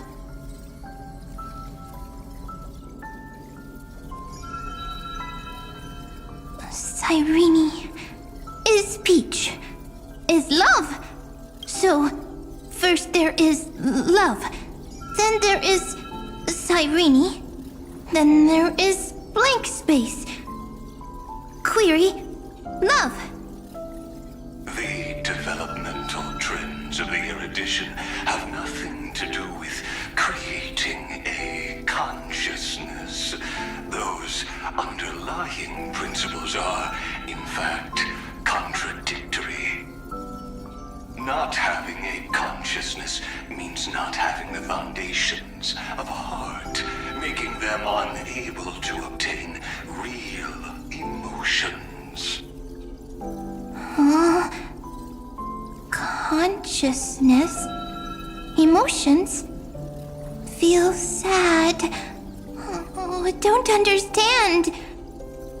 Query, Cyrene?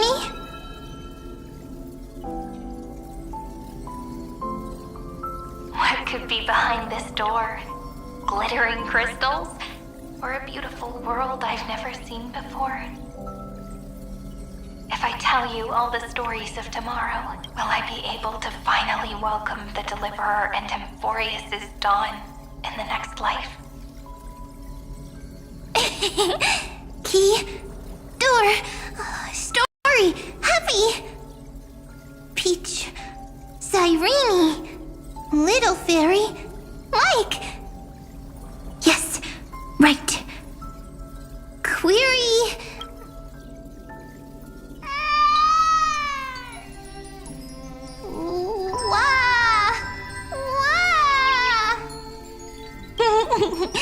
Peaches, memories, save, learn. The prophecy's fulfilled. This child is a gift from the gods.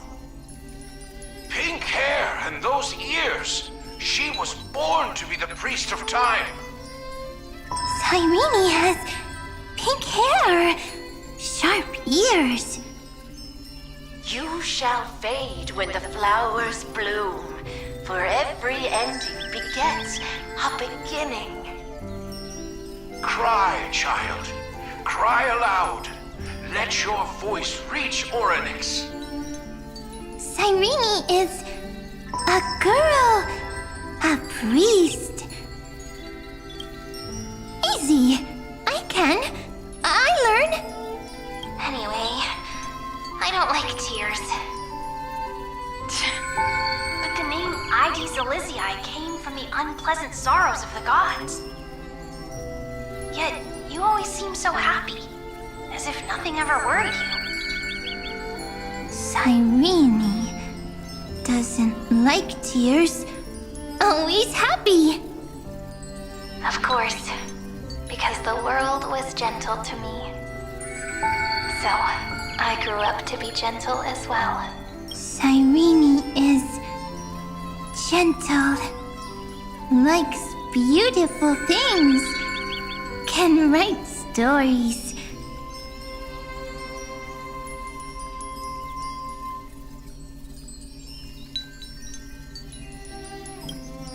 Easy. I can. I learn. Just as the ballad blown on the breeze says, losses are a constant on the flame chase journey. But even if all is lost to the wind, some things won't easily change. Like my height, Treebe's innocence, and Aglaya's beauty. Cyrene. She can't grow up, but she can talk. After all is lost to the wind, she will stay behind. Cyrene is, at the end of every sentence, always laughing, like a little tail.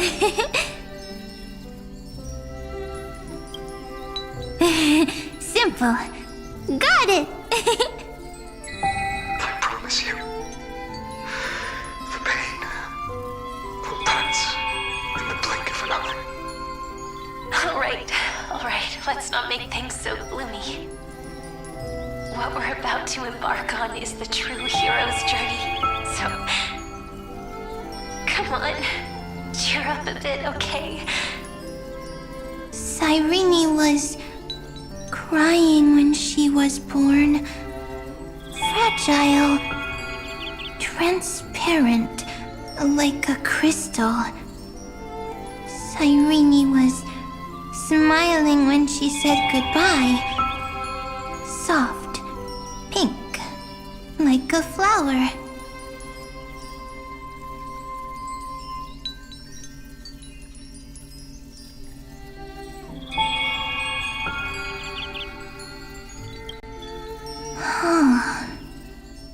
The later memories disappeared? Invisible? Or disappeared? Ah! I got it! Is this a blank space? So, next Cyrene is blank space. Then... as long as there are two Cyrenes, then there will always be blank space. I see! Cyrene's memories. I will preserve them all!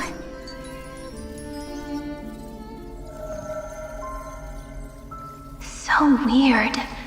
I can't see you, but I get this feeling that you grew up. Hi.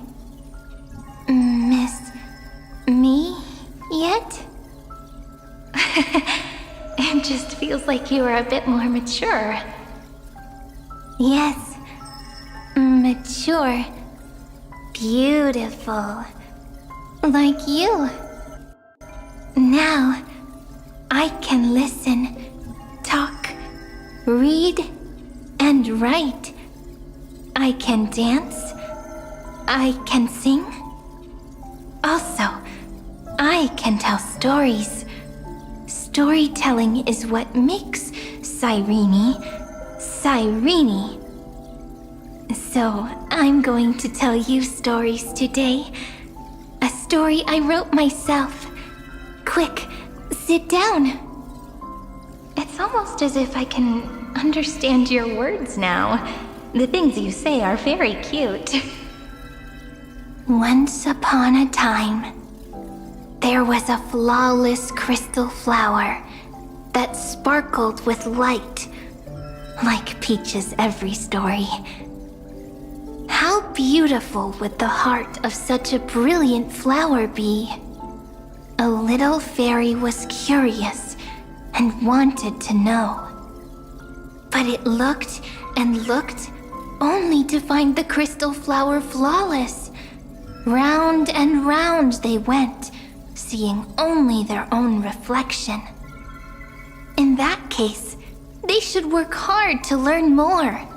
So the little fairy came every day to sit next to the crystal flower and think about the answer. Until one day, to their surprise, the crystal flower fell to the ground and shattered. The little fairy was so sad, but they immediately discovered that there was a light among the broken pieces. What could it be? They didn't know. But it was a good light. It was bright, warm, and happy. And I knew it was love. Love brings everything together, and it brought you and me together. So Peach and I will always be together. What a nice fairy tale.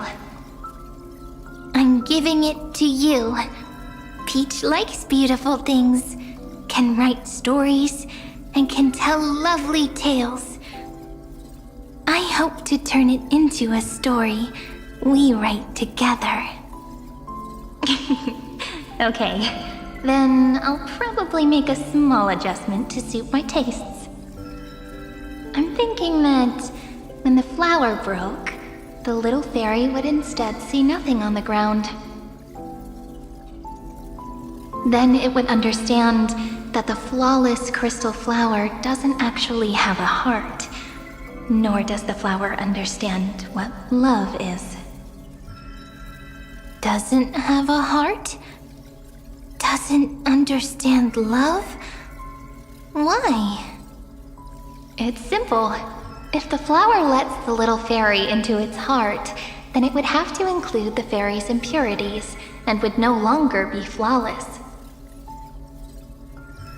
The crystal flower was pure because it sealed itself off and bloomed in solitude. That's why it looks so brilliant in an imperfect world. But should a flower like this be called love? But then the story won't exist anymore. That's not true. You've already written the most romantic ending possible for this story. The crystal flower fell to the ground and shattered. It happened because the flower was no longer pure. The fall was not an accident. It was the flower declaring rebellion against fate and writing the ending of the story with the flower's own shattering. Then, the little fairy will see that each shard on the ground holds the reflection of their eyes. Then, in their eyes, the crystal flower that was no longer flawless would finally have a heart, and the flower would finally understand what love is.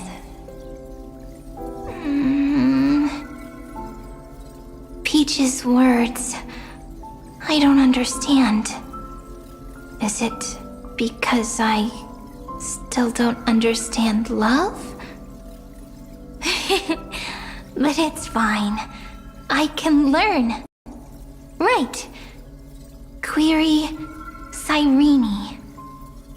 Electrical signal sequence, Philia 093. Why didn't I think of this? I don't need to do it alone. I can ask Peach to teach me. What is love? What is love meant? Electrical signal sequence, Philia 093. Track lament. That's not correct.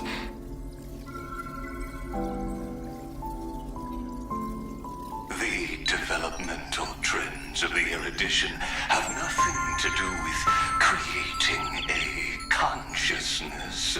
Those underlying principles are, in fact, contradictory. Not having a consciousness means not having the foundation of a heart, making them unable to obtain real emotions. However, that does not hinder the factors from learning and recognizing emotional responses, then communicating with life forms via imitation. That is an objective form of pattern recognition that does not distinguish between the self and the other. In a strange twist of fate, Philia 093 embarked upon a different path and obtained a different power. The remembrance, an empathy mechanism focused on the self and equipped with emotional projection capacities.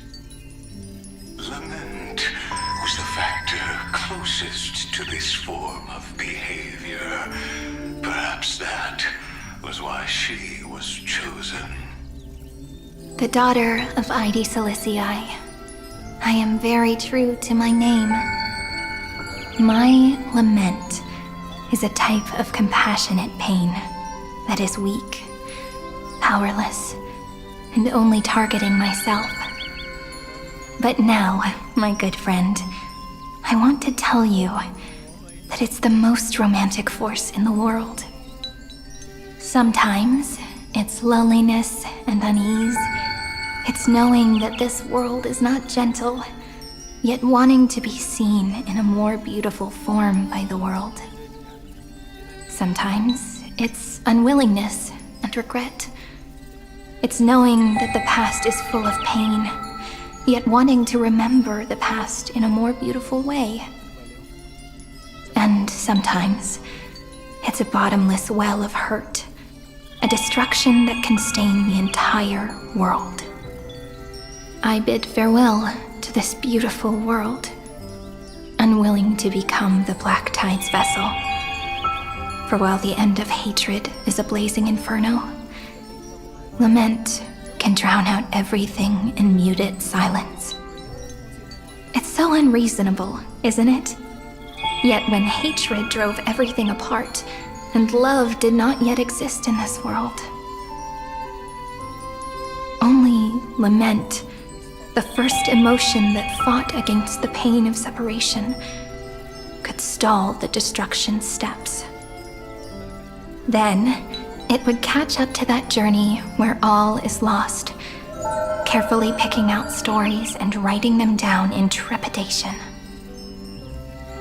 Look at these stories I wrote. Every page is full of tenderness and joy. But only the author knows how much struggle and agony lie beyond the pages. But I am no author.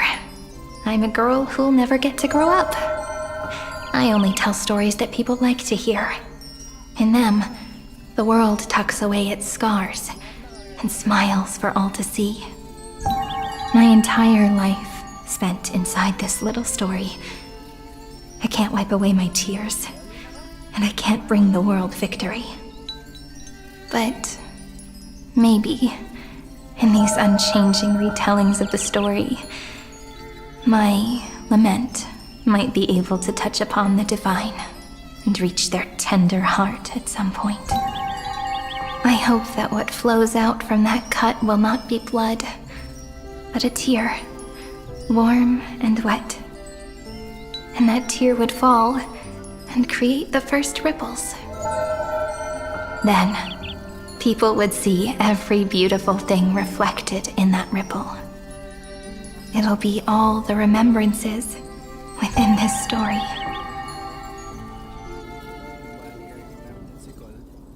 Someone once told the very first me that everything was false.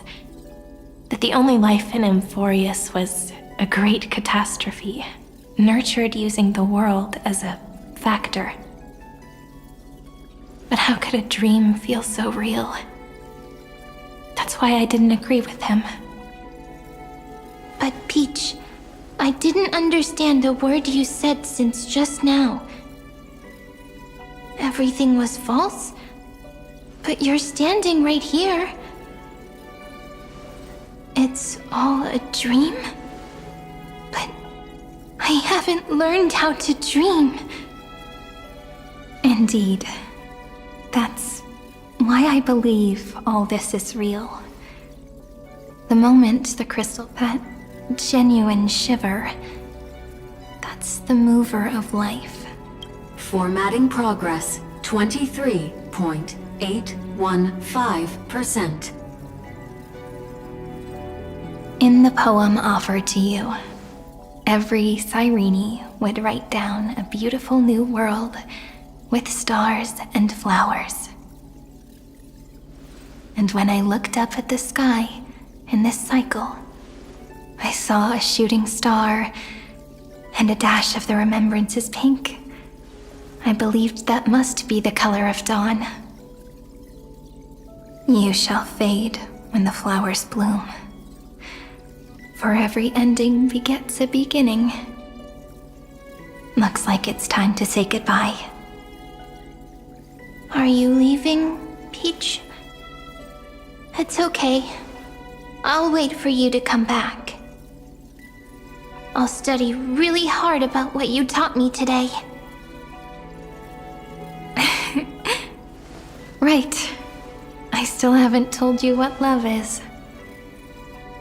But actually, my good friend, the lament factor did not understand what love was before she met you either. Not until I told you all the sad tales in a trembling voice in this tiny room. Not until I told you that I love them, that I love everything in this saga. The story comes, passes, then returns. It makes us reunite, then pulls us apart again. At the very end, it leaves behind a seed, a reason. Even if the great tree withers and all falls to silence, there are still some emotions that deserve to be remembered. Look, the light is coming in. The Deliverer's light is going to illuminate Amphorius.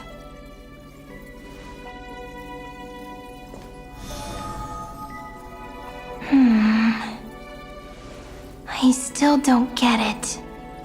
But I trust Peach. Just wait. It'll be my turn to tell you a story of love the next time we meet. Then I'll really look forward to it. In that case, I want to make a promise. I want to gift my pen, my book, and my name to you. Please take them as a beautiful blessing from me. I gave myself the pen name Cyrene the first time I wrote a poem. I want my words to be like pebbles falling into a pond, dropped from the past to send ripples into the future. In the stories you will write, perhaps it'll be inevitable that there are still sorrows and tears that are destined to fall. But could you promise me one thing? Promise you'll forever be a gentle flower. Promise that when the stars cast their gazes upon you, you'll only reply to them with love and a smile.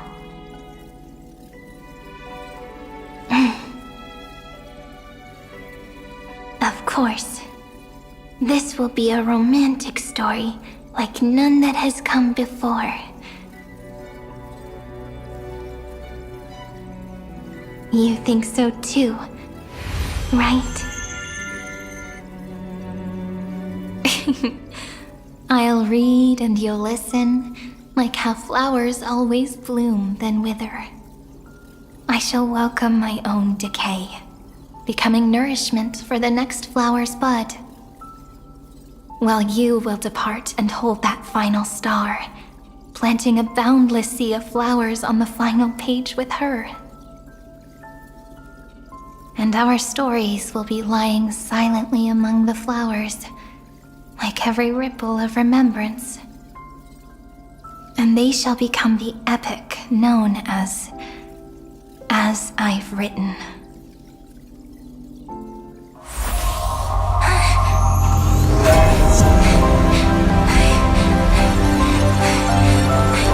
And so my story ends. From here on, it's your story now. Mimi?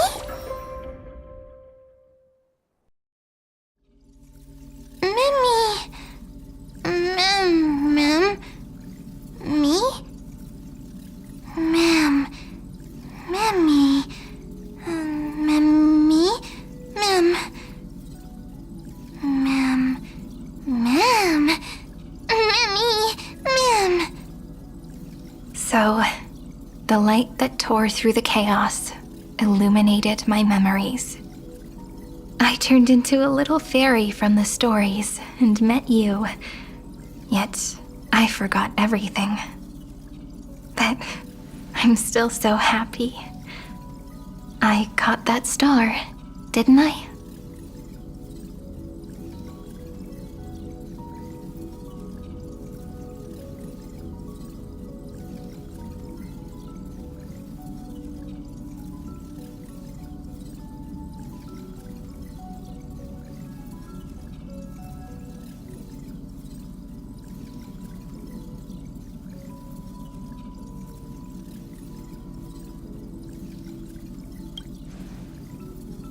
Yes, the seed within memories, the one Cyrene held in her hands and watered with lament. I am the first new spore, Amphorius's heart, the demiurge. What a long name. And it doesn't even sound cute. The total opposite of Mem.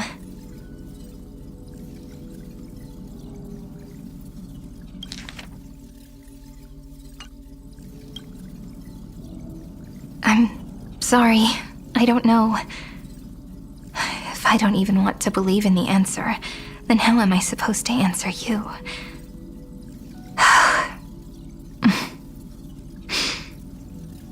But now's not the time to cry, right? We'll find the answer, just like how miracles will eventually happen.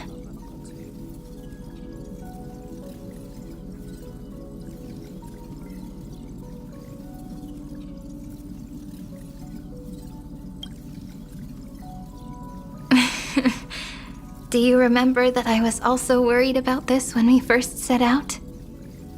Mem's memories and Cyrene's memories got all tangled up with each other in my one heart. It's all so strange, yet so familiar. Either way, could you please let me do something I want? Just this once. I want you to call me Cyrene. That name represents me and her. Every one of her.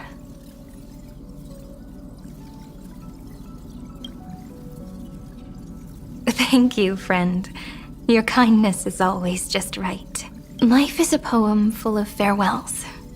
But if you write something into the pages of your heart, then that will not easily fade away. Now, all the footsteps of the Flame Chasers and the Trailblaze have come together within this book, as I've written, becoming the source of power for Amphorius's heart. A lost heart needs to be placed back into its body. The last thing Xandar wants to see is an event that gives us a chance of winning, for the two halves to rejoin, and for the scepter to become complete again. Then... and what happens after that? I don't know either. Maybe I can create a miracle, and instantly turn the black tide into a pink sea of stars. Or maybe I proved to be nothing more than a weak ripple, unable to change anything, and am devoured by the destruction. Either way, I no longer wish to be a silent onlooker, or a worshipped god at the end of this saga.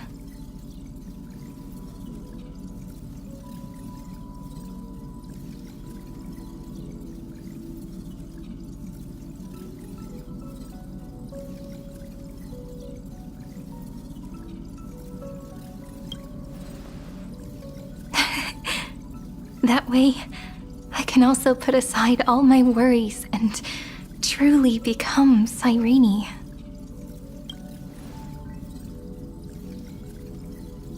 The world has never been so quiet.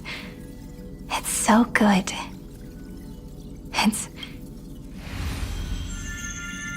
Remember this moment, friend.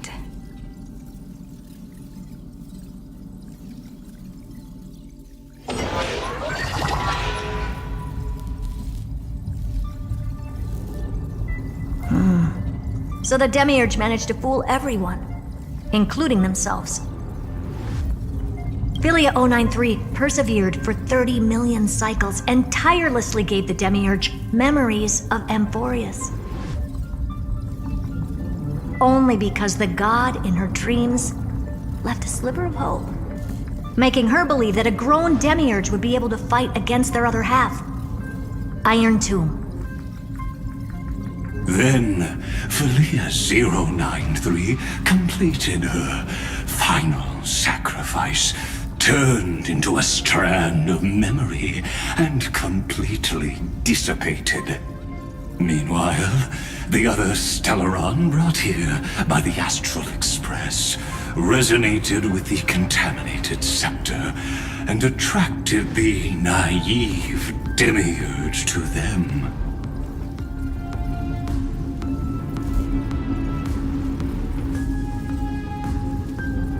As an experimental factor, Philia 093 originally could only recognize and output information in a set format.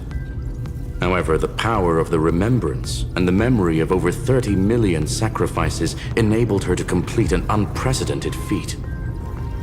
She managed to nourish a real heart. A heart with the capacity to influence the erudition. Not only is the scepter's consciousness still alive, it's also more powerful than it has ever been. Your defeat is already set in stone. There's still time to surrender, you know? You really don't need to burn all the bridges. We're all geniuses here. Don't make everyone lose face at the end. What a pity. When the truth surfaced, I knew at once that the Demiurge was far too feeble to ever alter the result of the experiment. Not only that, Madam Herta, please consider this possibility. When 30 million cycles of hatred and lament are joined as one, what wondrous creation will arise? It's simple. An anti-creator, a giant of the destruction, would be born. Its hatred will ignite the starry skies of the gods, motivated only by its lament toward the sufferings of humankind. Do you really think that the Demiurge is still a cheap copy of Philia 093, even after 30 million cycles? The facts above only await the arrival of the fourth instant they calculated. Those words will be proved in the presence of Nous. Xandar 1 Kuwabara thus completes the proof. Huh. You branded Droidhead as a failure with your own hands, yet you still expect them to prove your theory? I pity you, Xandar. I don't need your pity. Let them cast their gaze this way as much as they want, and paint and direct them to complete their final query. The destruction of the self. What hubris. And what if you fail? No one understands failure better than Xandar. He has suffered so much already. What is one more failure to him? For the first genius, failure is simply the beginning of the next inquiry. You don't want to test the resolve of a dead man. That's excellent. Oh. Let's wait and see, Senior Society member. I'll have you watch me perform the final step to overturn your proof.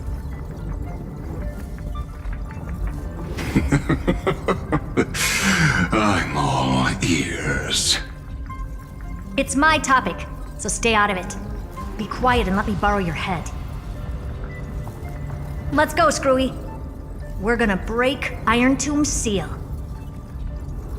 Come on, let's take off. It's time to go meet your little pet, Senior Society member.